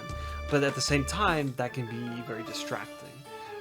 Especially when you're in game and you're dealing with all these colors and giant arrows, and there's like a logo or whatever. There is also something odd going on. I'm not sure what happened, but it looks almost like this used to be a smaller image and it was stretched out, because it's not even. It's like fuzzy pixel everywhere. It's just that there's something off about it that I can't really put my finger on it. It's just, yeah, I understand the concept, but I just think it didn't quite live up to kind of the standards of our board contest, unfortunately. That said, we'll move on to the path layout, which I think is definitely something worth having a good discussion about. There are a few issues, but I think there's a lot of good too. I love the idea of these clocks. There's these 3 central clocks where the star appears in the middle of each one, and the stars will only appear in those 3, and you can loop each of those clocks, and you can go inside and outside those clocks via many different junctions, and I think that adds a really interesting concept to the Mario Party 1 style. There were moments where I think I was up in like the chance time. There's the different clock. That's the chance time clock at the top. There's the Bowser clock at the bottom. There's, I guess, just a standard. There's a happening space maybe clock in the center. And I was up in the chance time one, and I think the star might have been in the middle one. And I think StarU went and got it, and I stayed in chance time because I thought that, hey, there's a good chance the star might appear here next. There's only 3 spots available, and it did. And I think that's a very cool and different way to play Mario Party 1. So I applaud you on that design. What else can you say about the path layout? What else can I say about the path layout? And that whole idea. Yeah.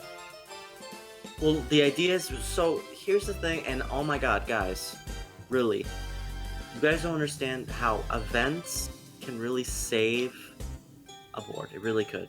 These events, sometimes the things y'all be doing with these events, it can save a board. And we'll get into events when in that section, but I wanted to make that clear, because there's a lot of events on these paths that really give some life to what this board is, and more of a personality, you know. So the path layouts, I would say, are for the most part decent. The arrows are a bit confusing at certain points. Certain points they're not. They're clear, but like I remember that giant cluster in the middle, like that clock in the middle. It's very confusing. It's like, am I gonna go this way? Where am I going? So it always should be very clear. If possible, even like connect it yourself with paint, with whatever, PowerPoint. There's so many things you could do to connect it yourself, so that you can see like, okay, when I go to this space, it'll be this, so you're not confused, because that was very confusing. And eventually I got it, so I didn't need to look at the map, but like, it should always be kind of clear, like, okay, if this is gonna happen, I'm gonna go this way. So that's very important. Not really much else to say. I think, you know, it was a good job on the path layouts. Yeah, we don't really have a category for this, so I'll just bring it up now. I'd like to take this time to talk about the other boards that had this too, because we didn't. But this board has custom music. I remember thinking that it sounded a little somewhat basic, but it kind of grew on me over time. I do remember that as well, and it very mildly sounded like the ticking of a clock, which I thought it was a nice touch that actually works for the time theme. And since we're talking about this, there were other boards that also had custom music. I'm trying to go back and remember which one. I know Space Typhoon had music. The first that one was did. pretty good. And so did so did Memory Loop. Memory Loop, the one with the 10 Mario Party boards or sections. That one also had custom music. That one actually, that's the music that sounded like the ticking of a clock, which I thought was very clever. So that was really cool too. And so this one has custom music as well, so I applaud the extra effort for that. We weren't rating on anything music-wise, but good.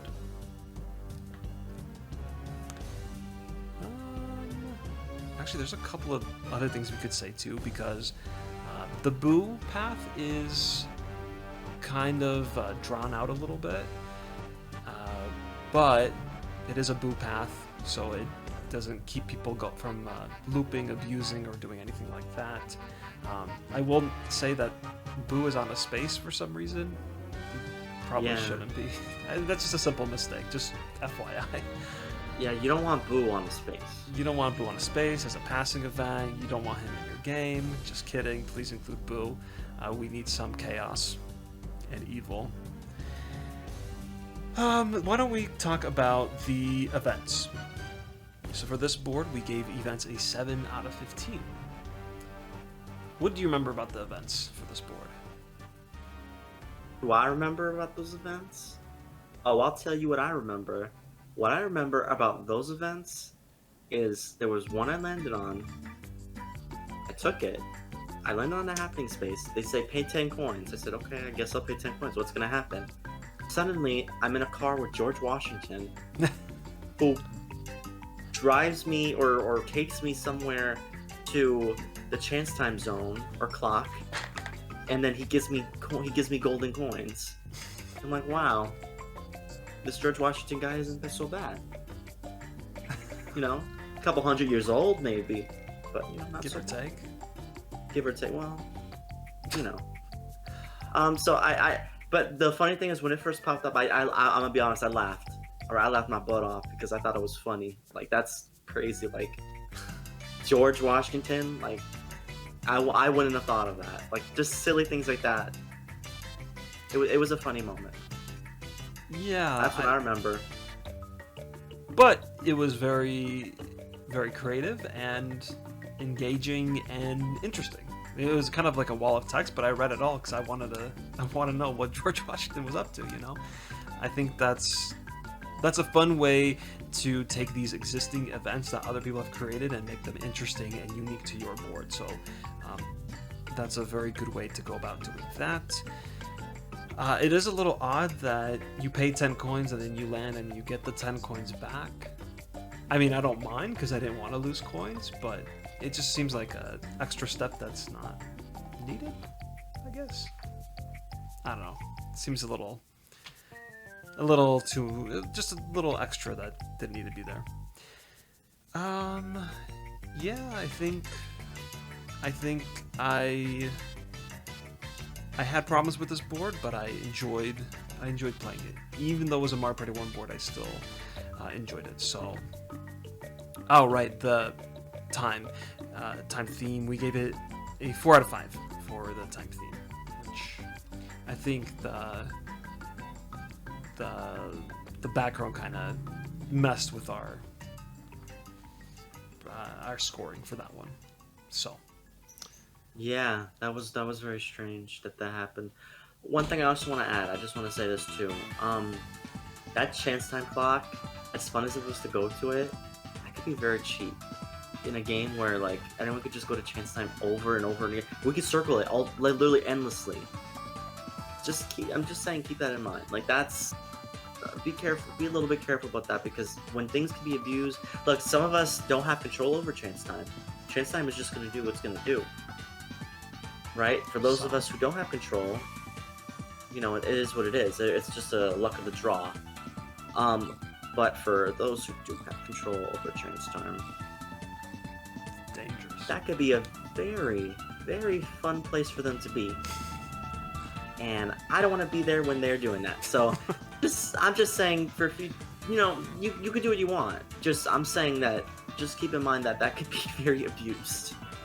So. Granted, this is Mario Party 1 where you get the star and the toad leaves a chance time space. So it's not too unlike Mario Party 1, but having it in a Mario cluster... Party 1 can't circle though. It can't circle like that though. You can, no, you're right. Yeah.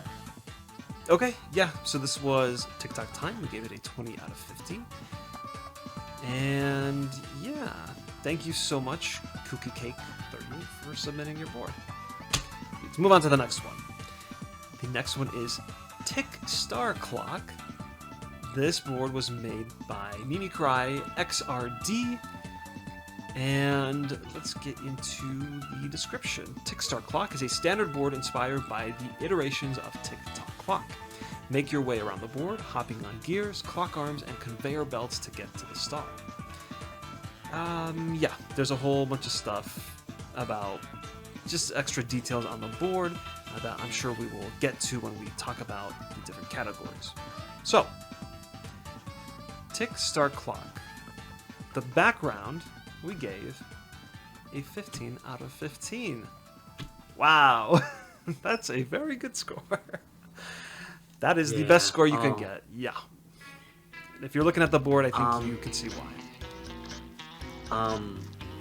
What was the name of the person who created it again? I don't know if I'm asking that. Mimicry. Mimicry, because I want to make sure I say your name properly, okay? Mimicry? Well, I don't know. Oh my god. You don't know? I don't know the pronunciation. This is the internet. We hope it's Mimicry. Okay. Well, I got it from him. Oh, I don't know where he's going to be in the video. This way, whatever way he is. You can blame me. Yeah. But this board, I loved it so much. I love this board. I really did. This was, it was so beautiful. And look, I'm someone who's just, you know, super into Nintendo 64. You know, it's what I grew up with. So I've been born in 1996. But, you know, it don't matter. You can grow up at whatever time. These types of boards, seeing this, so beautifully made, so fitting in party planner and these like custom boards. That's so cool. And I keep saying that's so cool, but this literally is so super duper cool, right? Props to you. This is amazing. Right? This is just so beautiful. Like, oh my gosh.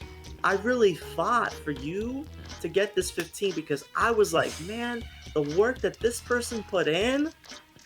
Oh my gosh, I just had so much fun on this board. To like the item shops being like a thing you like a switch that you can like go on top of. Like the way they look. The bank doing the same thing. The boo in the corner. That's kind of hidden behind the what do you call that? Pendulum? I don't know if that's a pendulum. Something like that. Yeah, and it's like hiding behind it, and you see boo in the corner. And this board's actually very small. It's not a very big board. So you will circle this board more than likely. Absolutely. Get yourself a golden mushroom and bam, you're off and running. Yeah. But oh man, I had so much fun on this board. I loved it so much. It looked beautiful. It looked beautiful in the game. It looks beautiful visually with me looking at it right now. Just props to you. Absolutely. Thank you for creating this and submitting this for the contest. Like, this is what I like to see. Yeah. Yes. 100. And I'm going to hand it back off to you because this was actually your comment, but you were talking a little bit about how this board doesn't really follow the N64 board style. It actually follows more of like the GameCube style. Do you want to talk about that? Yeah, so like we all know for like Mario Party 3 and like, well, I guess mainly Mario Party 3, but like for Mario Party 3, like it was a board, and then like at the top you literally saw that it was a board. You actually saw the outlines of what a board is. You saw like the outlines and then the little background, right? What most people can do with Mario Party 3 boards. But this felt more like Mario Party 6, to where like Mario Party 6 you're walking around a place. Even Mario Party 7, same thing, where it's like they have lines throughout the board so you know where you're going. It felt more like that to me in terms of design, which I didn't mind at all. I thought it looked great. I thought it looked amazing. It's just an interesting little thing I noticed, right? And I love it. Yeah, I agree with everything that was said. Let's move on to the path category. We gave it a 9 out of 15. Yeah, so this is a very small board, like we said. That doesn't mean it's bad, but it is pretty quick to get around. I recall at the beginning having a little bit of an issue with, because you can't really tell from here, but you actually start the board and you go up. You don't go to the left towards the item. You go up, and then you go down the hand of the clock, then back down, and then you have a choice to go to item and loop that whole area again, or to start your way towards the outer sections of the board. And I just remember the first few turns being a little slow because of that. Nobody had access to items. You kind of just had to hope for a high number and reach the junction where if you were going to go left, you weren't even going to get an item. And that brings on another problem, that there's only one item space on this entire board, and it's up on that conveyor belt. So if you don't go to that item shop over there, you have no chance for an item until you reach the other item shop in the corner, right? So I think that's kind of a problem. That's why I have such a, I don't want to say I have such a boring time with Mario Party 1 boards, but they're a little more lackluster. And when you don't have items on your Mario Party 3 board, it starts to look a little bit more like Mario Party 1. And I think that's something we need to call out.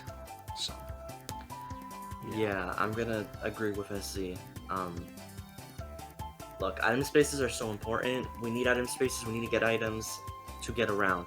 Now, luckily, one thing I will say for this board, and which is why it didn't get such a bad review for path layout. It didn't get a really like low score, because this is a very small board, so it's not as noticeable because of the item shop. I visited the item shop like 3 times. They got reverse mushrooms, and I just kept going back to the item shop. I went to the item shop a lot. But, you know, there should absolutely always be item spaces on the board, and there should never be more of another space more than an item space. There shouldn't be more game guy on the board than item. There shouldn't be more battle on the board than item. There shouldn't be more bank on the board than item. That's a big problem. Just sprinkle some item spaces in there. That will absolutely help the board, you know, and it's, you know, its message and its gameplay. It needs item spaces, right? We need item spaces to get items and to keep things going. So I would absolutely. I understand this is not a giant board, but I would at least add maybe 2 or 3 more. 3 is what I would like, but at least 2 more. I would definitely add 2 more. There should be more item spaces than game guy spaces or battle spaces for sure. That's without question. Yeah. Yeah. Yeah, I'm trying to think. I think that's all I have to say about the path. Do you want to move on to event? Sure. Okay, so for events, we gave 8 out of 15. For this board, you have the conveyor belt. You land on the happening space, and you get thrown down. You get not thrown. Yeah, someone picks you up, and Chuck shows up and throws you. No, you just get moved down the conveyor belt like you would normally with one of these event spaces. There's also a Thwomp pay toll. You can't see it on the board here, but it is there. What did you think of that? What did you like having that for Boo? Or to get to Boo? So the answer is no. Look. Okay, look. If I have to pay to see Boo, I don't even want to see Boo. Are we serious? I should pay nothing to see Boo. You see, Mario Party 1 is the only game to this existence that actually did it right. You don't pay Boo anything. You just say Boo if you're gonna do it. You just say Boo, go do it. Go get me some. Go do something for me. Do it right now. You don't pay Boo. That listens. Who knows where that money goes? Okay, so you gotta be careful when you pay where Boo. that Boo has been. That's the real question. We really don't know. They're used to doing work for free. That's what I've been told. But no, being serious. I get it. It's a nice little thing, so it's not abused, right? Because I understand this is a very tiny board. It could definitely be abused if that isn't really curved. So I get it. Yeah. I get why it's there. Unfortunately, I think here's my thing. I love this board so much, but I definitely feel like the events could be just a little bit more. Especially compared to what everyone else did, what a lot of people did. There could be just a little bit more. Yeah. Which I know is tricky because it's a very small board. But there's always just maybe even just one more thing would have made the difference, really, in terms of scoring. So, that's kind of where I am with that. Help me remember something, because I'm having a little hard time looking at this image. So at the top at Boo's location, that's a junction, correct? At the conveyor belts? Yes, you can go down right, or right? Down or right. Okay. Yeah, so that's another thing. If you don't go the pay toll route, you only have access to one happening space on this entire board. I like to keep the happening star in mind for the happening spaces placed on boards, and yeah, unfortunately there's only one outside that. So I don't know if that's like a strategy thing or what. I don't know if that's a good or bad thing, but something I'm pointing out at the very least. Yeah. Cool. Okay, and then for the theme, we get 5 out of 5. I think that's... You got it. Yeah. This is it. You got it. The gears, you got the clock, the whole thing. So in total, we gave this board a 37 out of 50. Thank you so much, Mimi Cry, for submitting this board. Thank you, Mimi Cry. I like this board a lot. Really, I want to just say that again. I really like this board. I had so much fun playing this board, and this is definitely a board I would play with my other friends with. It was so cool. I liked it a lot. Thank you so much, Mimi Cry, for submitting this and taking the time to do it. Yes, thank you. And our next board is Mossgreen Woods. This was created by Yoshie. Yeah, so this is it's a fairly complex board. There's a lot going on. You will not understand it on first glance, and I think we should spend some time on the description that was provided. So I'm going to go ahead and read some of that. Traverse these moss-filled woods and gather resources to buy stars.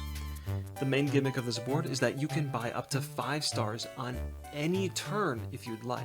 The catch is that each star costs 30 coins. At the start of each turn, you are asked if you want to warp to the Tree of Time, which is the center of the board, the Star Grove, which is where you can purchase stars, or stay exactly where you are. Oh yes, yeah, this is true. The CPUs will always warp to the Tree of Time, so they're not much of a challenge, sadly, yeah. So this board would be better played with all human players, because the computers do not buy any stars, they just can't. Along with this, there's also a day-night cycle in Mossgreen Woods. You can track it by checking the time at the top of the screen, which is true. At the top, you have a little overlay that'll tell you if it's day, or sorry, it won't tell you if it's day or night. It'll tell you what time it is. It will actually change based on the person's turn. So Peach goes first, it's 6 a.m. Then Luigi, it's now 7. Then Donkey Kong. That stupid ape. He was evil to us during these custom boards. Horrible. I want to take that thing down right now. Ugh. Hey, I gave you that. I'll take it down. The only reason it's staying up. The only reason. Okay.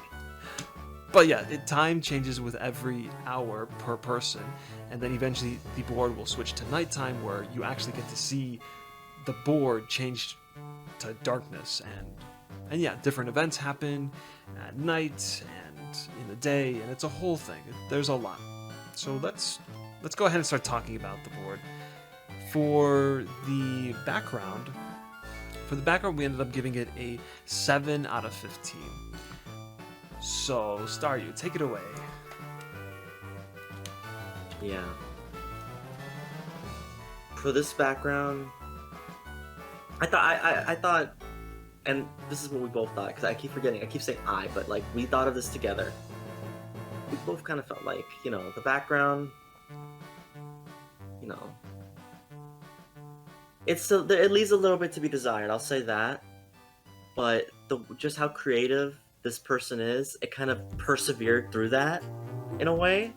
Because the idea of the trees, and also there's a night version too, right? So there's day and night version, which changes what some of the trees look like and whatnot. It's just so creative. It's creative. Now I'm gonna be real. Do I think that this person eventually could go back and like kind of fix up the trees a bit to make it look a little bit better than just a little drawing on paint? Yes, very much so. I definitely think that. But it's just, to me, the creativity was so there that it's like there's a little bit more leeway on it, for sure. But there's so much positivity for this board. Wait till we get to path layout and then the events. That's when you're gonna see like it shine. But the background, just okay. Yeah, that's what I think. Yeah, I think a little more time can be spent on the background for sure. You were talking about how other things help elevate the background, basically help do the heavy lifting, and I think that's true. We'll get into that more with the events and all the different characters that we have on this board and all that. Let's get into all that. Let's talk about the... You know what? Why don't we talk about the events first? Because this board very much relies on these events. So for events, we give it a 13 out of 15. That's a very high score. Because yes, there is a huge concept at play here. There are no roaming stars. There's only one single star spot. You can see it at the top there. And you can go there at any time in the game. And that completely changes how you play. There is no destination anymore. It's really just which path is going to benefit me the most, which one will give me the most coins, or which one will screw my opponents up the most. As you can see, there are bombs. You can go past these little bomb characters and set up traps. Pay some money. I think you pay some money, and then if a person with a star passes it, they lose their star. Not the end of the world, because if you look, there are many junctions on this board, many places to go, and many ways to avoid getting hit by a bomb. Mainly, at the start of each turn, you can warp right back to the center where you are safe. I don't know, there's a lot going on in this board. In fact, I would suggest to Yoshi that like you need like a full-on detailed description of like what everything does, who is who, which character is which name, because you have some of that, but most of my time playing this board, I'm like, I don't know what all these things do. There's so much going on, and I know that they're cool things and they work. But they probably work. I mean, to playtest them all, there's just so much. But yeah, there's just so much going on, and I'm very impressed with that. What do you think about all the events? The events were great, hands down. I think the idea, the idea of you can go back to the start anytime you want. Yeah. You want to go back to the start? Oh, it looks like there's some dangerous spaces, or there's a trap over there. Well, take my behind back to the start, and I don't gotta deal with none of that. I think it's really cool. I think that's really, there's just so much thought went into these events, and if I'm not mistaken, please correct me as if I'm wrong, I believe this person made the majority of these events, I believe So. I believe so. Yeah. I don't want to discredit anyone if they did. Look at the description. See if they credit anyone. Because I forgot if they did. I forgot. But this was a really, really just great, amazing showcase of happening. Just so much events, so much things happen, so many things going on. You can get the star anytime you want. Anytime you want. Right? You have 60 coins. Take your behind to the star. Get 2 stars. And just understand, if you have a little bit over 60, for example, let's say you have 60. Let's say you have 64. Those 4 coins will go. You will not have 4 coins after this. Because after you get the star, you pass this thing where you lose 999 coins. When we first saw that, almost it was heart attack central. I'm the one who first saw it. Are you kidding? My eyes almost just bulged out. I was like, what? Imagine? Can you imagine? Like, and things like that exist in Mario Party. Look at Mario Party DS with their Bowser Zone. So you gotta be careful with things like that. So, but no. It was good. It's really good. Yeah, and there's all these events. Yes, there's a lot of. I guess we're talking about path layout too. I'll just mention that we gave path layout a 10 out of 15. There's a lot of strategizing here too, because something we didn't mention is that when you pass any of these junctions, you actually gain coins. Every junction will give you 5 coins. At nighttime, they actually give you 10 coins. So you might be ready to go to the star spot at one of these turns, but it's nighttime. And that means every junction you have will give you 10 coins. So what you might want to actually do is, instead of going to star just yet, pop in a mushroom and try to get past a couple of junctions, get 20 coins. That might be enough to get you another star the next turn. But then again, there are traps being set. So, I don't know, there's just a lot you can do here.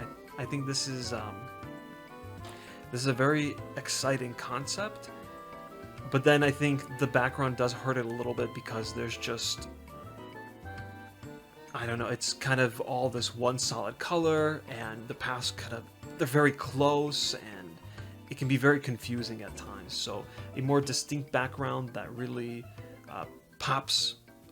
makes the path pop a little bit, separates it a little bit more, and makes it just a little bit more clear. Like, there are arrows and there's guidance, but like, just looking at it as a whole, it can be very overwhelming. So I think a better background for that would help. What else can you say about this board?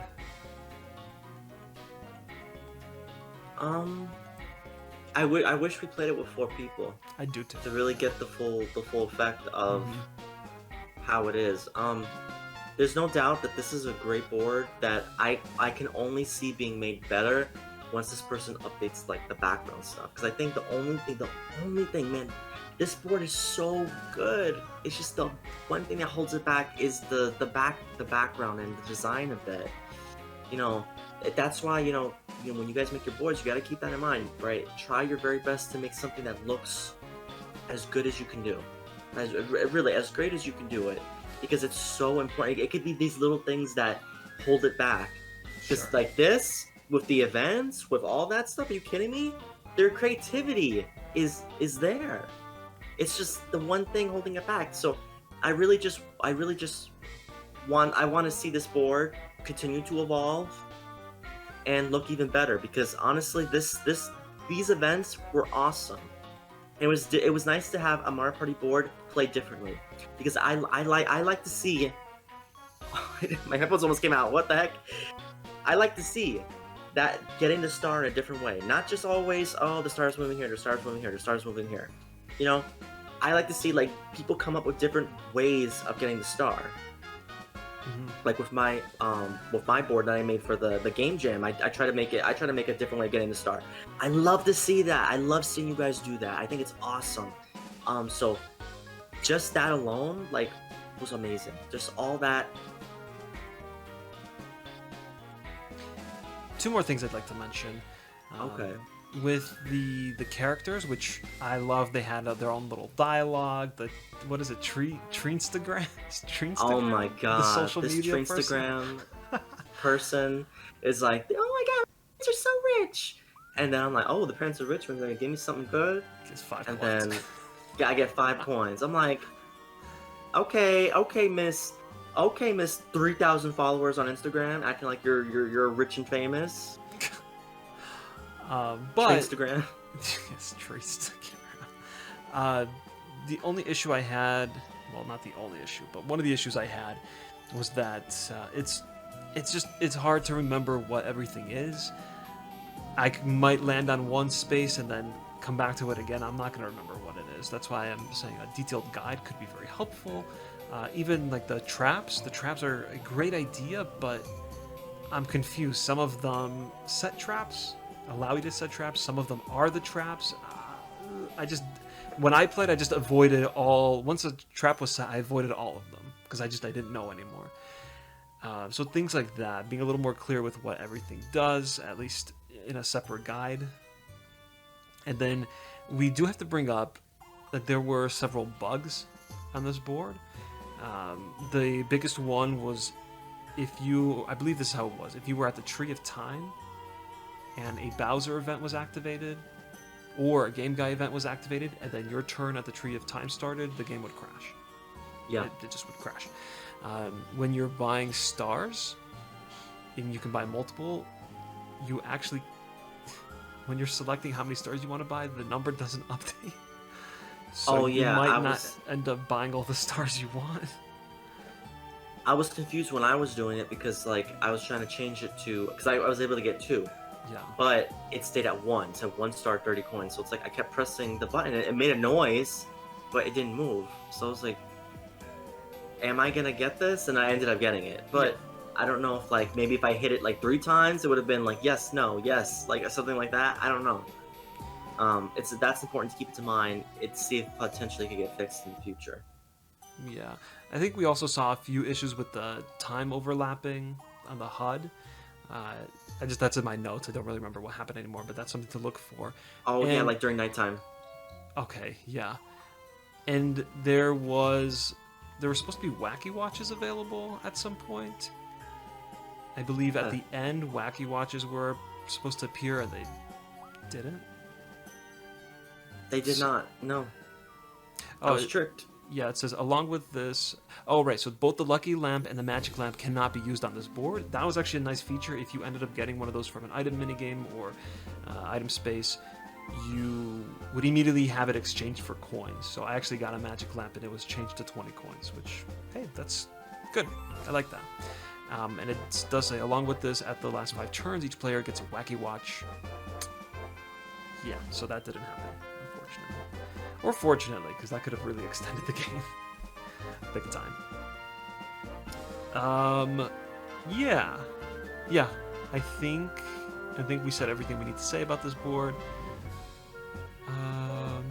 We ultimately gave it a 34 out of 50.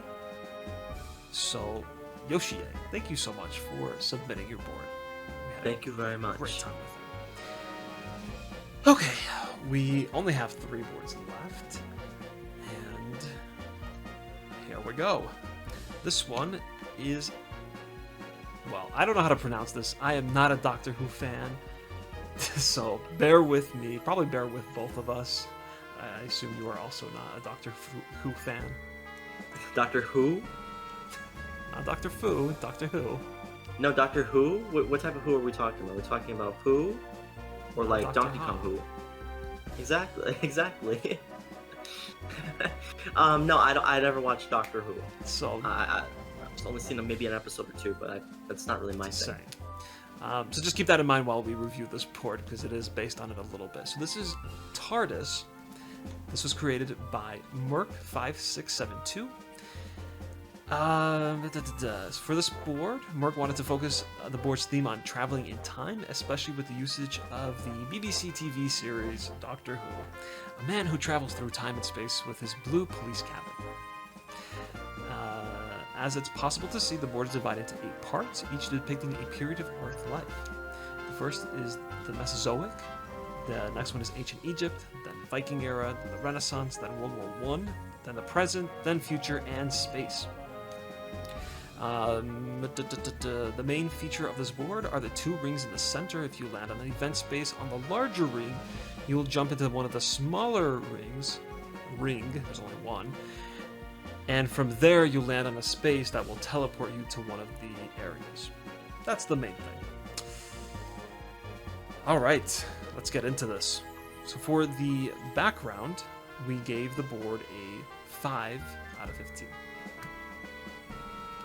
Why is it so, Star? Why is it so? Why? Well, I'll tell you why. I got the scoop on why. Okay?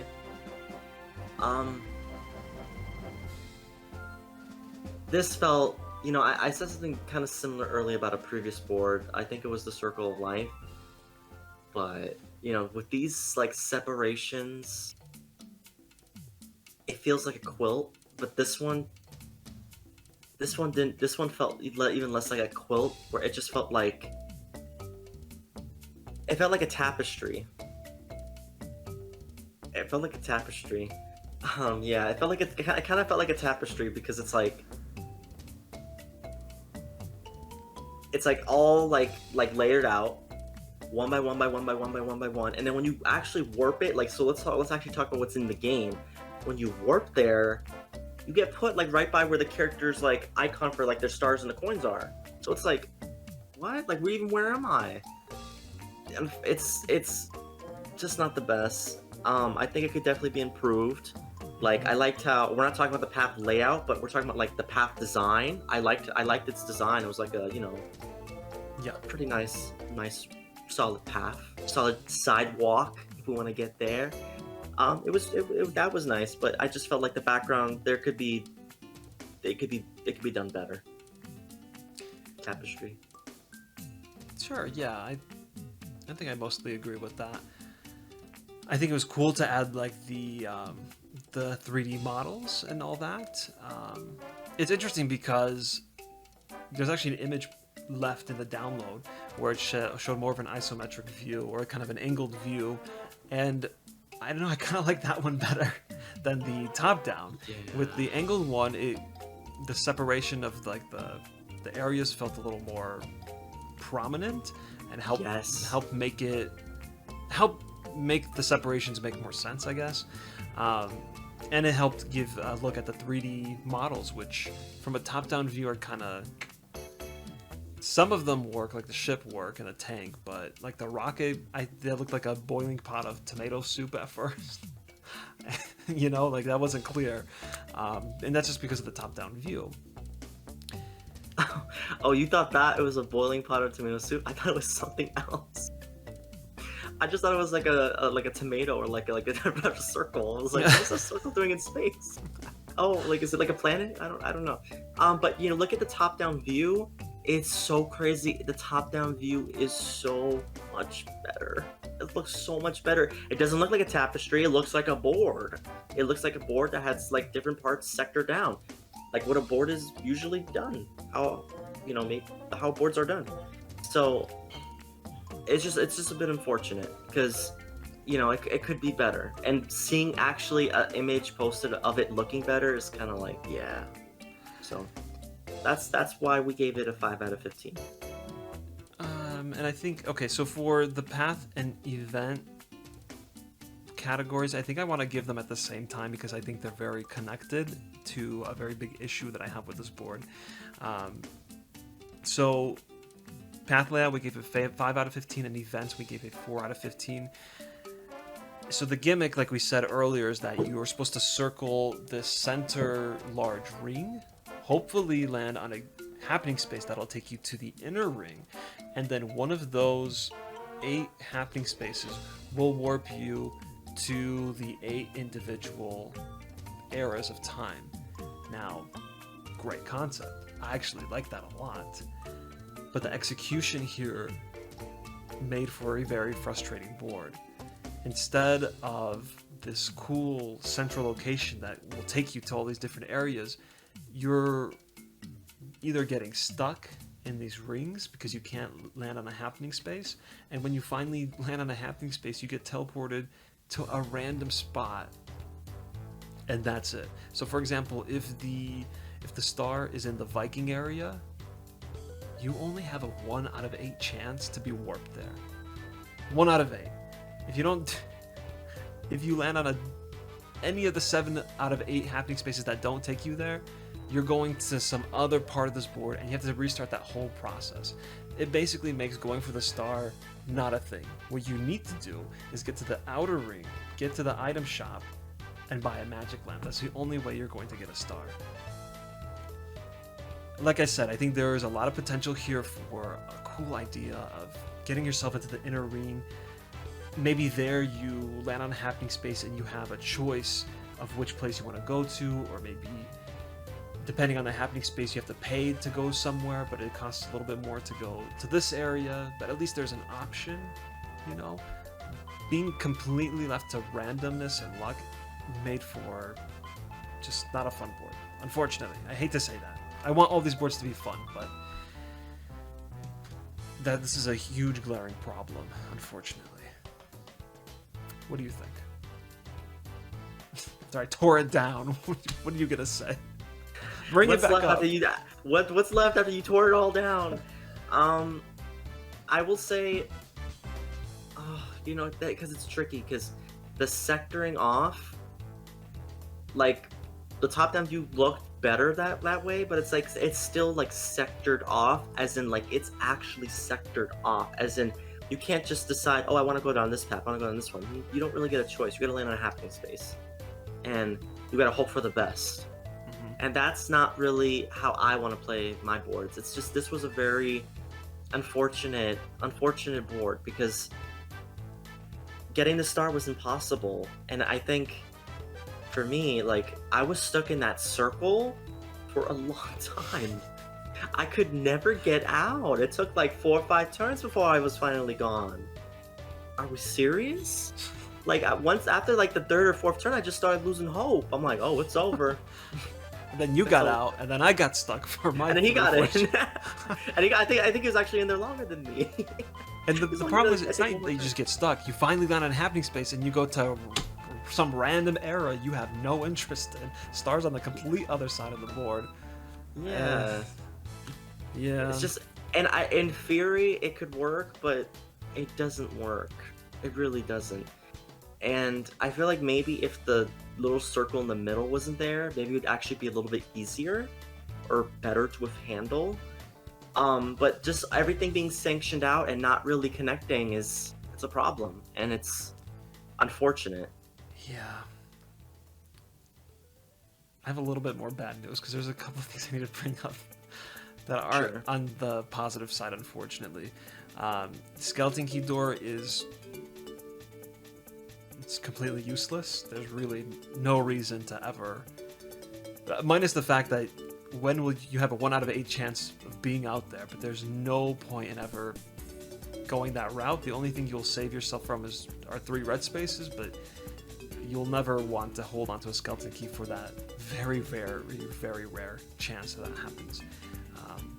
And there's not really anything even after the skeleton key to incentivize you to go there.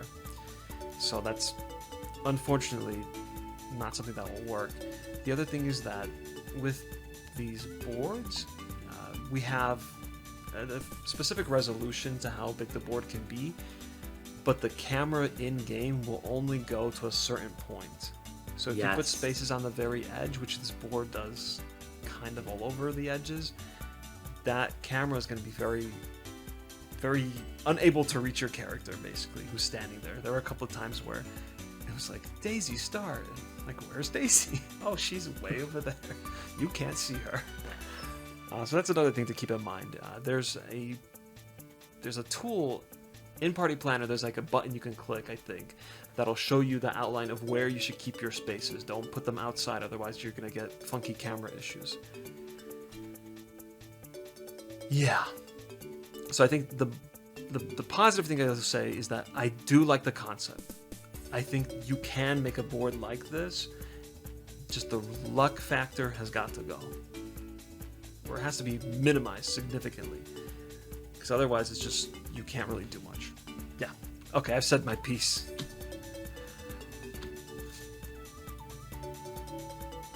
Yeah, okay. We gave this board a 17 out of 50. Merc, thank you so much for submitting. No matter what we said, you still submitted a board. You still participated. And I think it's still an incredible effort right then and there. Yes, so, thank you. Thank you for spending the time to make a board. You know, and also again, and I want to keep reiterating it. Like, we're just trying to help for you guys to make the best board y'all can. Right? That's it. It's not shade. It's not anything personal. It's not like, oh yeah, I'm just gonna hammer this board. No, it's just there's ways to make it better, and we want to help as much as we can. And ultimately, again, it's up to you. You don't have to change anything if you don't feel you need to. Yeah. Right? And I'm sure there are people out there. People like chaos. People like uncertainty. So there very well could be someone who plays this board and's like, oh shoot, this is totally up my alley. Like, this board's the T. All right. So okay, yeah, thank you again for submitting. Let's move on to the next board. Okay, the next board is Clockwork Courtyard. This was created by Mortarizer. Did everyone get a good look at this yet? This looks pretty good. This looks pretty incredible. And I have good news because the good look of the board also follows the very fun gameplay that comes with it. I'll go ahead and read the description. There is a ton of text that Mortarizer so graciously left everyone to better understand the board and the many events and very special conditions that you play with this board.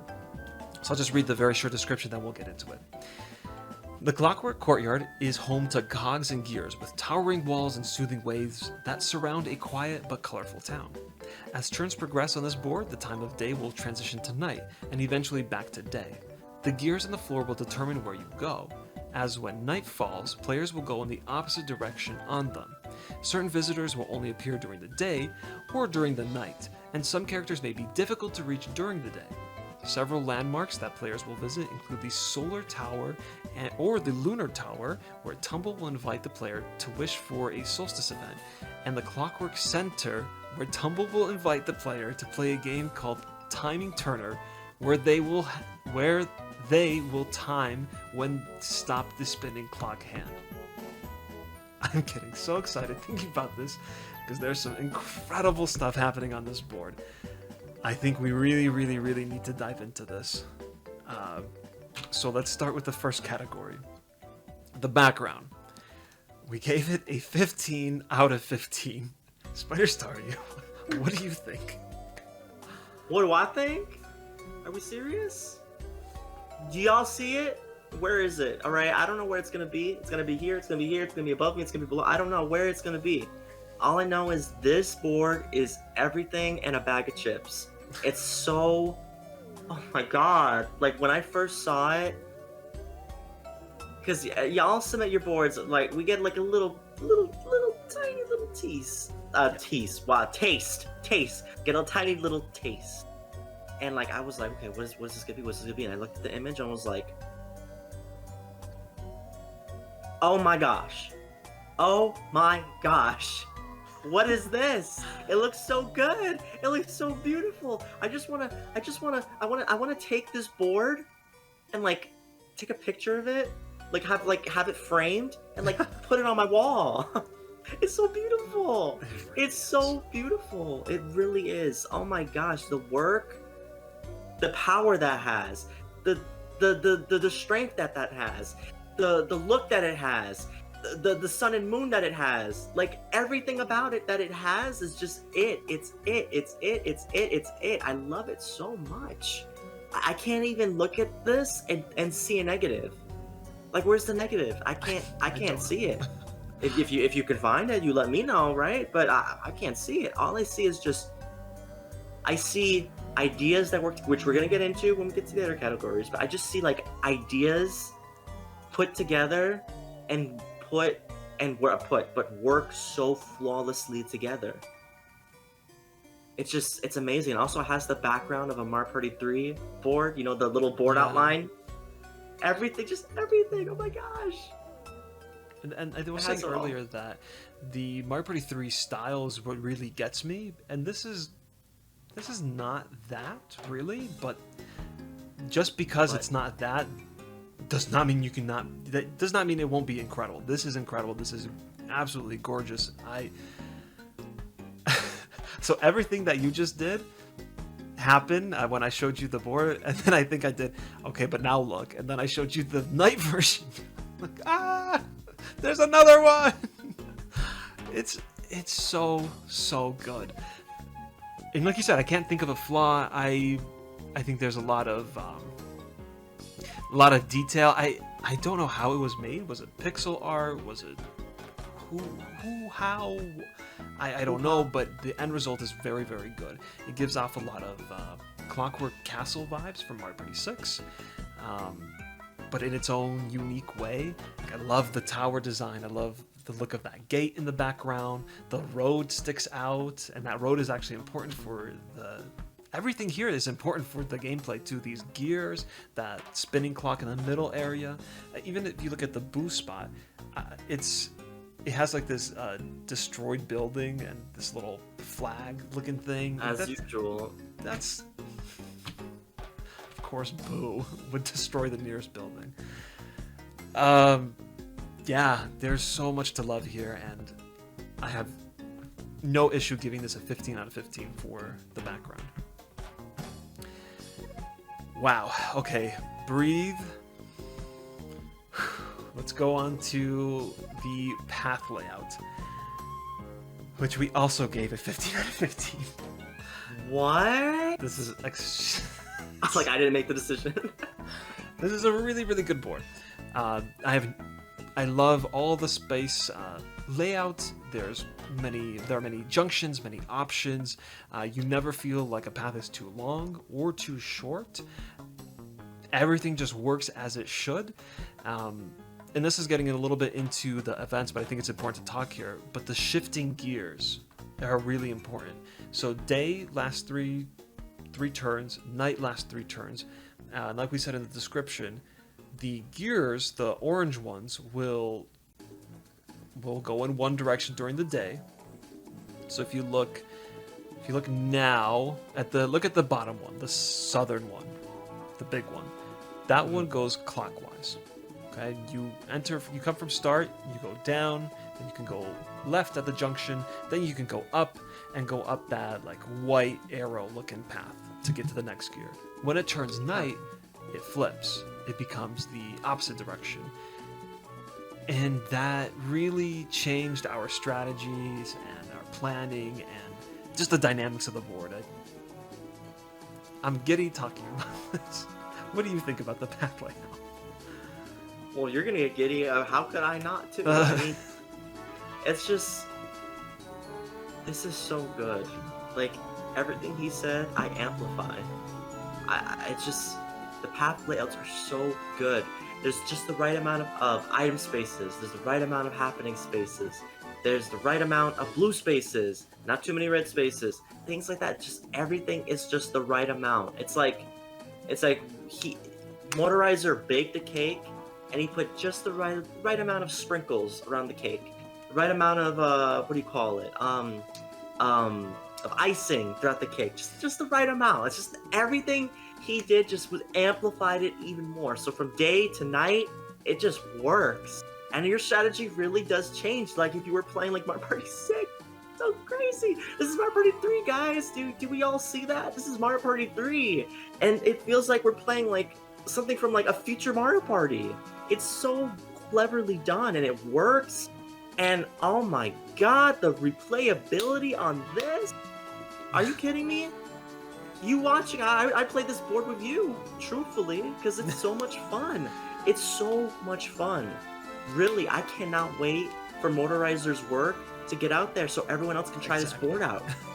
Y'all gonna have a good time on this board. I really think so, really. The path layouts are great. Yeah, and everything's so balanced too. I never felt like there was too much red or too much Bowser or anything.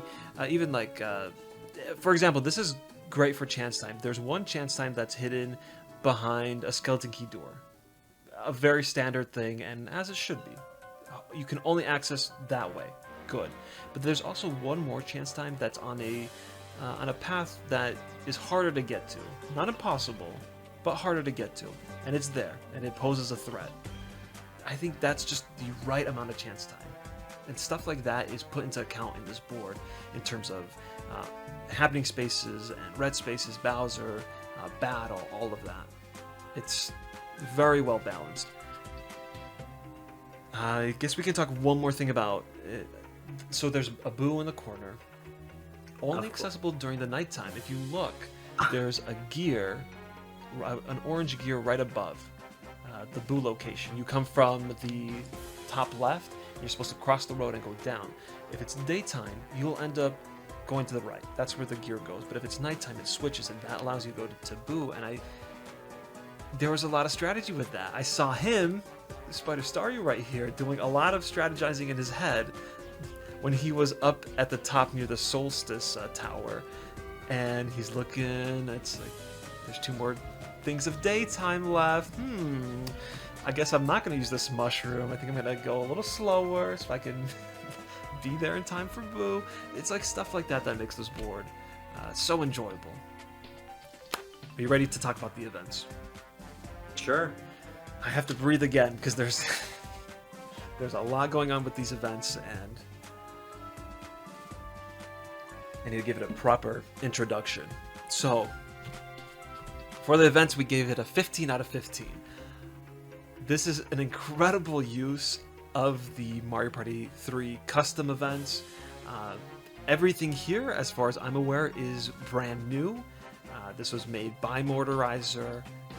I'm sure Motorizer had help, had resources, but Motorizer made these events, and they are very, very cool. We already talked about the gears that switch. That's a whole thing. We have the day and night system, 3 things of day, 3 things of night. The board changes to the night version during nighttime, obviously, and vice versa. At the top, you have the Lunar Tower and the Solstice Tower, I believe they're called.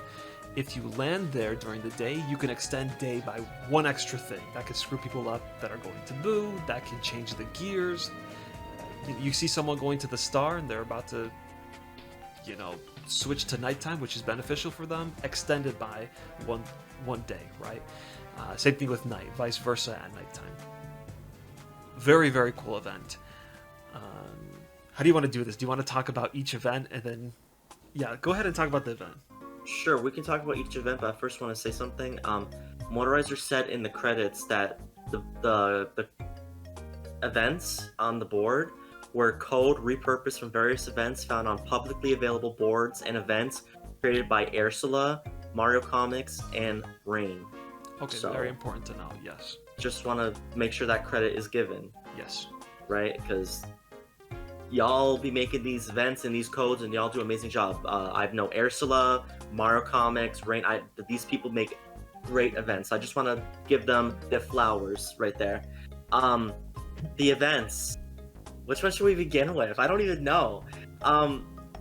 So the day and night. Hold on. I know we gotta get into events, but like this is kind of an event. Day and night. Those gears. Oh my gosh! They just changed so much. They change everything up. Like you gotta pay attention because you could think you're gonna be going down this one area, and then the gear changes, and it's like, look at you now. You're gonna be going down a different area completely. It's so good. It's just, I love little things like that because you have to plan ahead. You can't be on autopilot on this board. You gotta pay attention. You gotta think. I love the little clock game in the middle that giant circle. Yeah, and you can play that. let's not talk about that yet. Let's save that for What? last. Let's save that for last. Okay. Oh my gosh. I love that thing so much. What other events are there? That creature from Super RPG that drives you down the street. Like, we're driving down the street. Like, I can't believe there's a street, and it actually makes sense because this guy's gonna at nighttime. I believe it's only nighttime. He drives you down the street to go visit Boo. And Boo's obviously on the corner. I mean, where else? Where else? Where else, right? And only available at nighttime. Where else? Late hours. Late hours. But it's so good. It's creative and like that. And then oh my god, the item shop, which probably you should talk about. The shop that snuff it and shop or whatever. What a cool sniff it. Okay, there we go. What a cool concept. If you look, there's a shop on the left side. It's on the road. If you go there, you can order a delivery service where you can choose either mushrooms, skeleton keys, or warp blocks for $10 each, where a sniff it will arrive the next time it turns to day. Let me rephrase that. The next time a day cycle begins, a sniffet will arrive wherever you are on the board and bring you a mushroom. And that'll happen for 2 cycles. What a cool and simple, very simple concept that really changes things. I visited twice and I got 4 free mushrooms, actually. Well, this might be a bug, but I actually only got 1 mushroom from my last thing, so I don't know what happened. I didn't get my last mushroom. Let me throw that out there. But what a cool concept. What a simple thing to add that really changes things. Yeah. Okay, tell me what you think about that, and then we're going to talk about the spinning clock. He's touching his face. He really loves this board. The item shop. Well, I didn't visit that. I never had the chance to. But I definitely see the use in it. I think that's really cool to guarantee yourself an. Oh my god, it comes in. You buy those mushrooms. I feel like the mushrooms are the most useful thing to get. Yeah. Like I wouldn't really get the skeleton key, but the mushrooms. Are you kidding me? It comes so handy. It's like, oh, well, you know what? I wanted to go faster now anyway, so perfect. It works great. I love it. And what's good is that I never tested this, but if you have full items at that point, because this is not far from the item shop, I believe you can still buy This it. happened. This happened. Oh, perfect. Yeah. Yeah, it happened. When it happened to you, I believe what happened was that you had your items were full, and it waited till next turn to give you the item. Right. Yes. Yeah. Which, good thinking ahead. Even with the skeleton keys, that could be really cool because you never really want to hold on to skeleton key forever. You just kind of hang on to it because it might come in handy. So if you order that and it shows up randomly, it might come at a time where you really need one. And if you didn't need one, then you'll just throw it out. No big deal, So like even that concept can make skeleton keys a worthy option. Okay, can we talk about the spinning clock?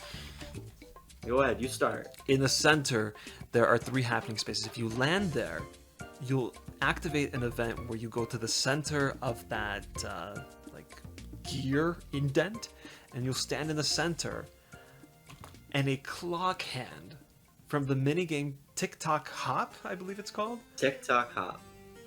Appears, and you play like a little event where it spins around that indent, and you press A to stop it, and you hope you land on one of the coin bags, and you get in the daytime you can either get 5 coins, 10 coins, or 50 coins. At nighttime you can either get a golden mushroom, a reverse mushroom, or a skeleton key. It's so cool. He took an object from a minigame and he put it on the board. What? This is incredible. This is so cool. And it functions. It's not even like, oh, there's the object. It's just there. It's weird. It exists. No, it's actually functioning and it does something cool. When I used it, I completely messed it up. I got nothing because I didn't time it correctly. I didn't understand the timing, but it is still so cool. You used it on the last turn. You got a golden mushroom. I used it twice. You used it twice. I didn't know that. Oh. I got a skeleton key for the first time when I was trying to get a golden mushroom, and then on the last turn I did it, and I got a golden mushroom. But it was like, it was the last turn. I can't use it. But it's really cool. It's just, it's a thing from a mini game. Ow! What did you do? What are you doing? Like, I don't even understand how that's even possible. Y'all going into this code and like dissecting mini games now? Are we gonna see a slapdown event soon? Where it's like, no. Do it when the red flower appears. Start. You have 5 seconds, and then you have to do it quickest time possible. Imagine. That would be very cool. I don't think I'd like it, but it would be cool. Or maybe a picky panic would be more up your speed. But it would just be really great. Like, really. So cool. I'm trying to think of what else to say about this. Just very high praise. Had a blast playing this board. Yeah, just looking at my notes, it's just a bunch of exclamation points and happiness. It's good stuff. It's very good stuff, and clearly for the theme, 5 out of 5, no question there. That's... Yeah, so this board got a 50 out of 50. I don't know if you noticed, but perfect score. We had... this is a phenomenal submission. This is a...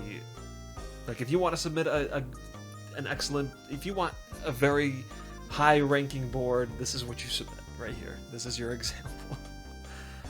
That's the skeleton. Wow. Okay. I might need a break. No, we'll keep going. I'm so worked up now, and I need to breathe a little bit. But we have one more board, so we'll go ahead and talk about that very last board. And our final board submission is La Koopastille. This was submitted by Sponge Yoshi. Okay. Yeah, before I get into the description and the rules, I kind of want to just talk about my first impressions after seeing this board.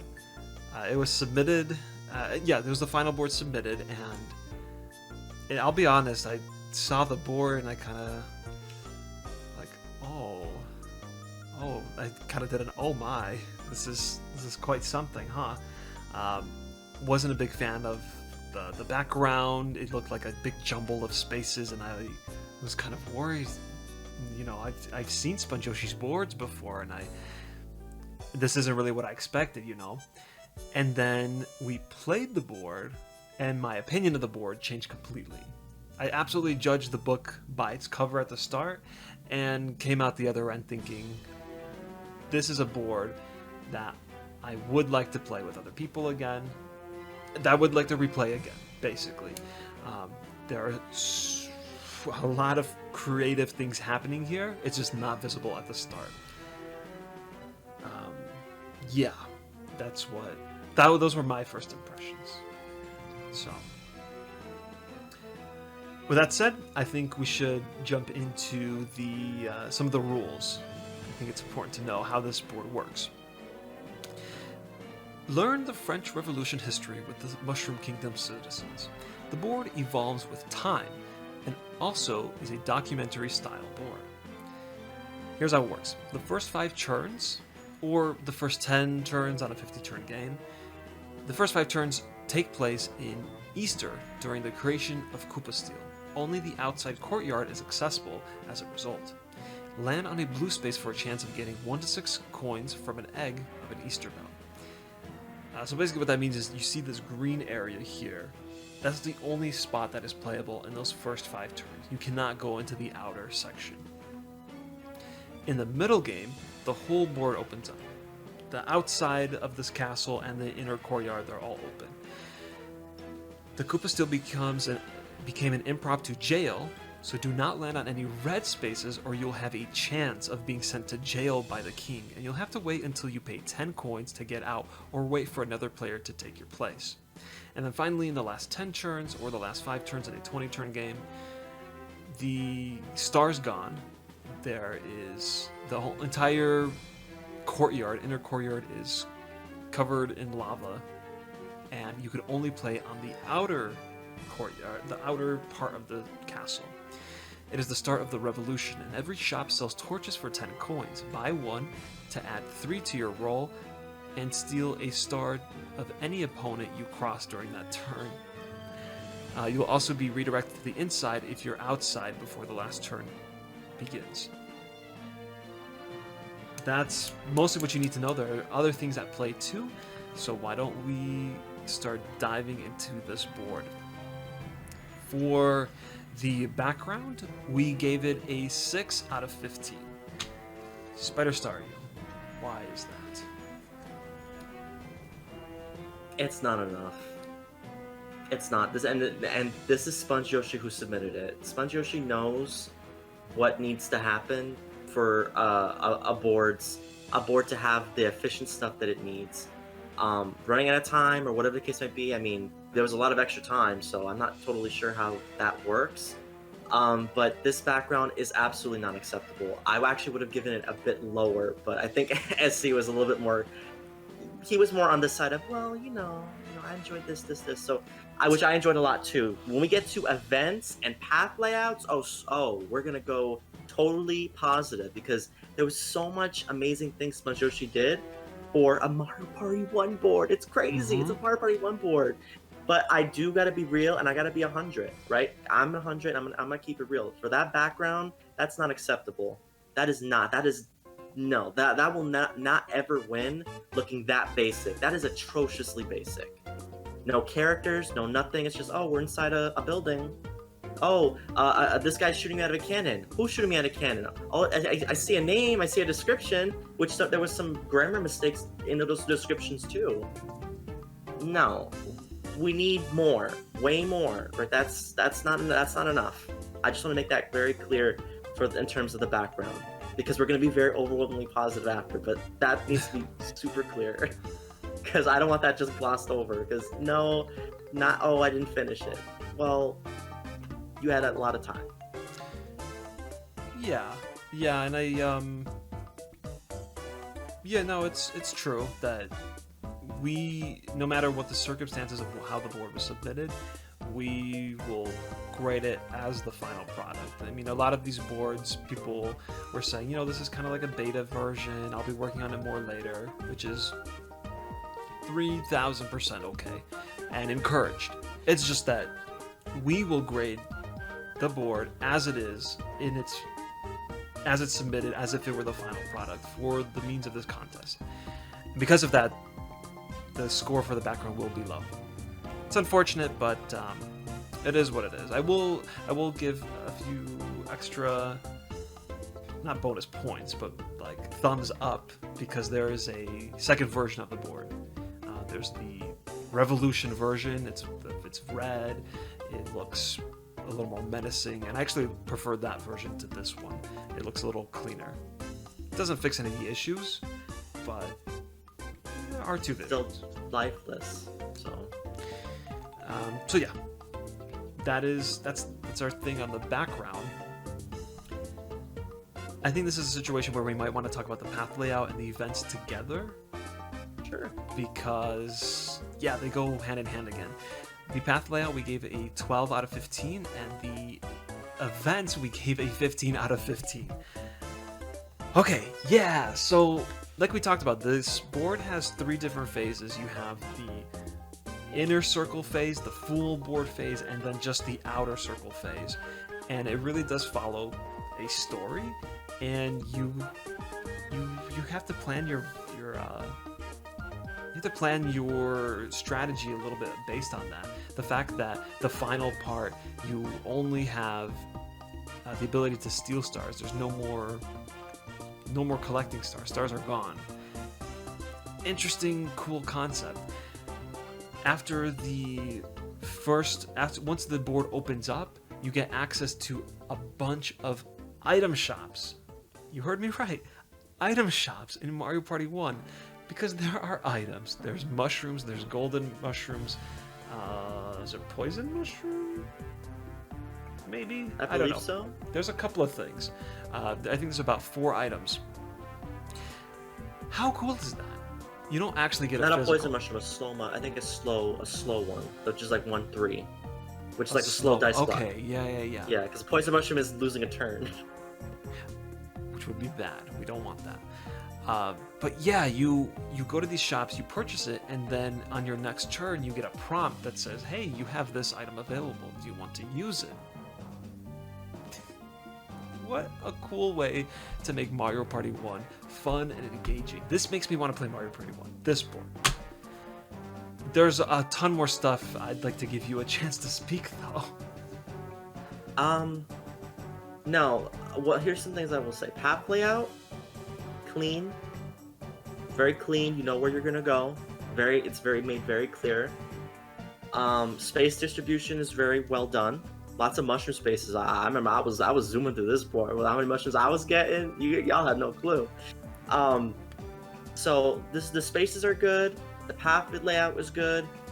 The shops, I'm actually shocked. Because when I first saw this board, I was like, a shop? What are you talking about? There's no shops in Mario Party 1. And then when I actually saw it, I was like, oh my god. Like, that's actually something crazy that we would have never seen before, ever, in a Mario Party 1 board. That's actually pretty nuts. And you know, I gotta give credit where credit is due. That's amazing. Very amazing, because I know I couldn't do that. I couldn't design that at an event like that. That's very making something exist that doesn't exist. What? Yeah. Who does that in this climate today? I don't know who does it, right? But Sponge Yoshi did, and that's amazing, right? Absolutely. And I want to just say this also.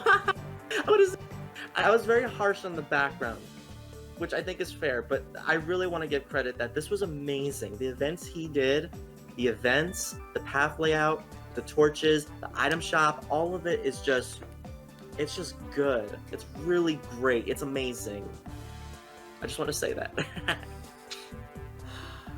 But the item shops are not the only thing.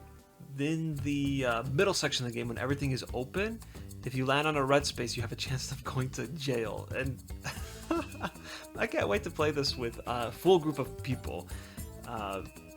So you land on a red space and you get sent to this little corner on the left side. And you're stuck there unless you can pay 10 coins to get out. Or unless somebody else is sent to jail and takes your spot. So you can have someone sent to jail, and suddenly, if they don't have coins, minigames are extremely important. In Mario Party 1, where you can lose a lot of coins in minigames, or gain extra coins from minigames, it just puts such an importance on that, and I found it so interesting that this system exists. And this is actually really funny, because we didn't encounter this, but there is apparently a shop, a black and white shop, where you can pay 10 coins to send the player of your choice to jail. And I can't... Wait, what? I cannot wait to play this again, because I'm ready to send some people to this hole when they need to go. Oh, you did something to me? You're going to jail. I cannot wait to do that. Oh my goodness. Yeah. The jail system is very unique, very cool. Do you want to say anything about that before we move on to the final big event? Yeah, let's talk about the final big event. The final big event. So at the end of the game, last 5 turns or potentially last 10 turns, the center area is filled with lava, and you are kicked out to the outer thing of the castle. And all these shops now sell you torches. If you have a torch, you can... It's basically Mario Party 6 Snowflake Lake. You pass by a Chain Chomp house, you buy a dice block or whatever, and you pass the person, you steal their star. It's the same concept here in Mario Party 1. What? Okay, sure. And it was very effective because I had my star stolen. So, it works. Confirmed to work. And it completely changed the dynamic of the game. Oh my. Everything from before, it's almost like you spend the first part of the game building up to this last part where it's suddenly a fiasco of everyone trying to steal each other's stars. I love that. I love that, and that goes with the chaotic nature of a revolution that this board is based on. A phenomenal concept and execution too. So, what do you think? The torches I think is I managed to steal a star from someone with the torches, and I just think it's crazy doing that. It also adds some. It also adds a dice. It actually adds some movement to your dice block. It adds 3. I believe it adds 3. So you get to move 3 extra spaces. So 3 gets added to your dice block. So like if you have a 7, you'll have a 10 after buying the torch, and it only lasts that turn. So while you're moving, it doesn't last after. So you have to make use of it while you're moving to that person. Ooh, and I managed to torch someone's behind real good, and I got their star. Let's go! And what's interesting about this board is that the outer path has a bunch of these loops. Not in this, you don't loop, but it has these circular paths, and because of that, it really helps you land on the space that you want. Because at the start of these circles, you will always be able to choose to go up or down. If you go up, you're dealing with fewer spaces. If you go down, more spaces. So for example, if you want to land on like the mushroom space, you have like a second chance to do that depending on your roll. And that happens in 8 different sections on this board. So it's kind of a big deal. Yeah. Oh man, like I said, first glance, this board was... I got very worried. After playing it, I want to play it again. And I cannot wait to see Sponjoshi continue to evolve this board.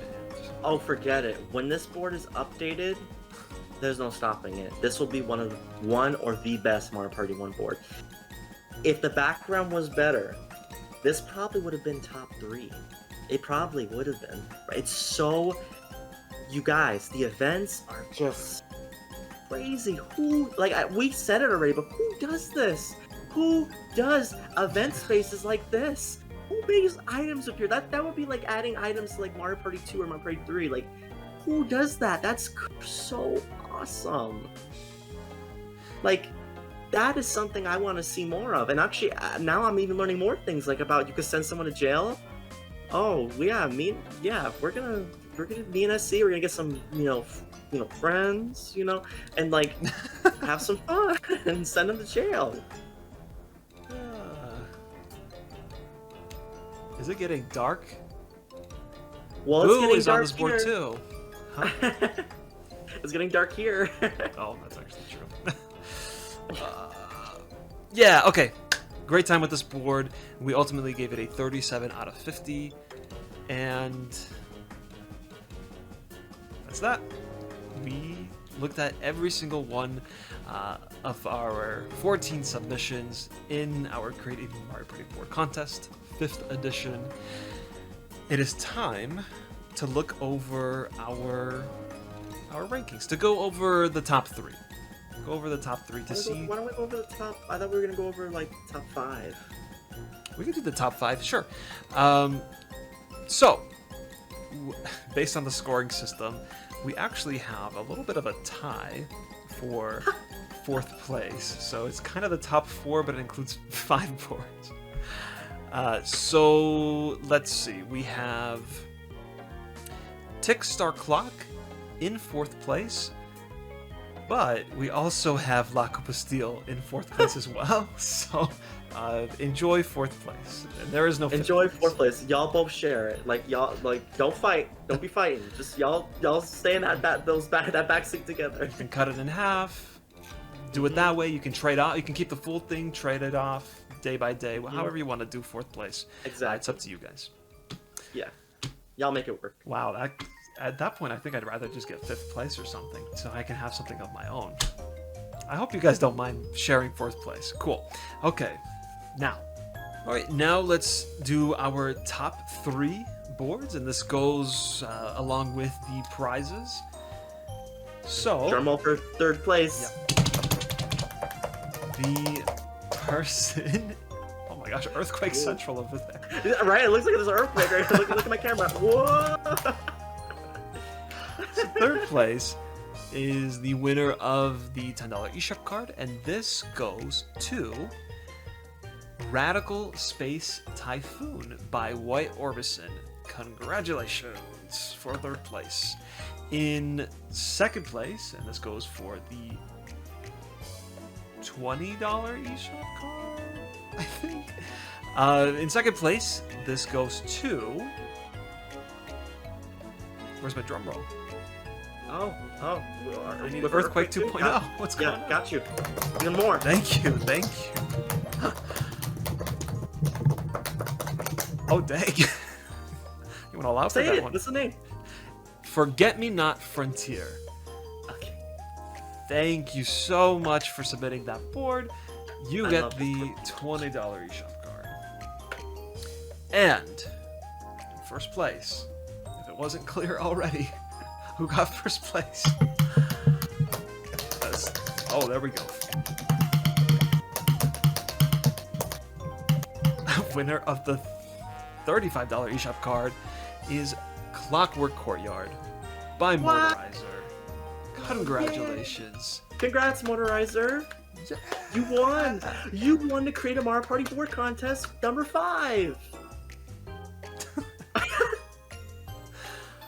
Okay, now that we've done all that, you can play all of these boards available today on MarioPartyLegacy.com, specifically the forum. You can download the JSON and put it into Party Planner 64 and do the whole thing there. Play these boards on your own, make your own opinions, and let the creators know your thoughts and your feedback. You can do that on the forum or preferably on our Discord. We have a very active Discord for the Mario Party Legacy community and the Mario Party 64 games modding community. Feel free to stop by, say hello, give your thoughts on the boards, and all that. I do want to thank everyone again for submitting their boards. It takes a huge effort to do so. Absolutely. 14 boards. 14 boards. That's the more than we've ever had. Ever. Thank you so much. Really. Before we take off, I'll just go ahead and say that I am SuperZambezi. You can find my stuff on Twitter and on Twitch. That's primarily where I am. And on Mario Party Legacy, you will see me a lot on Mario Party Legacy. SpiderStaryu, where can people find you? Well, you guys can follow me through the ends of the earth, across the frozen sea. I'm SpiderStaryu, YouTube and Twitter. That's mainly the most places where I'm active, especially Twitter. Definitely follow me. I post funny stuff. I show my Pokemon Go stuff. I always love getting the shinies. So y'all be sure to follow me there. Right? I love shiny things if it ain't clear. Yeah, so please go follow me there. And please, yes, I'm very thankful. Thank you so much, SC, for having me. Despite it getting so dark outside that I'm disappearing, which means we've really got to end because I'm gonna disappear soon. This darkness is engulfing me. You can't even see my hair anymore. Dark ghosts come out at this time. Well, I'm scared of ghosts, especially dark ghosts. I hear that the Twitter accounts are very. On that note. Yeah. Thank you everyone for watching, for participating. I will quickly say that these contests do take a lot of work, so probably won't do one for a long time. If anything, look out for another game jam. Those are much more easier to set up and they're a different type of contests. They're fun, and I would say keep an eye out for that. That would probably be next.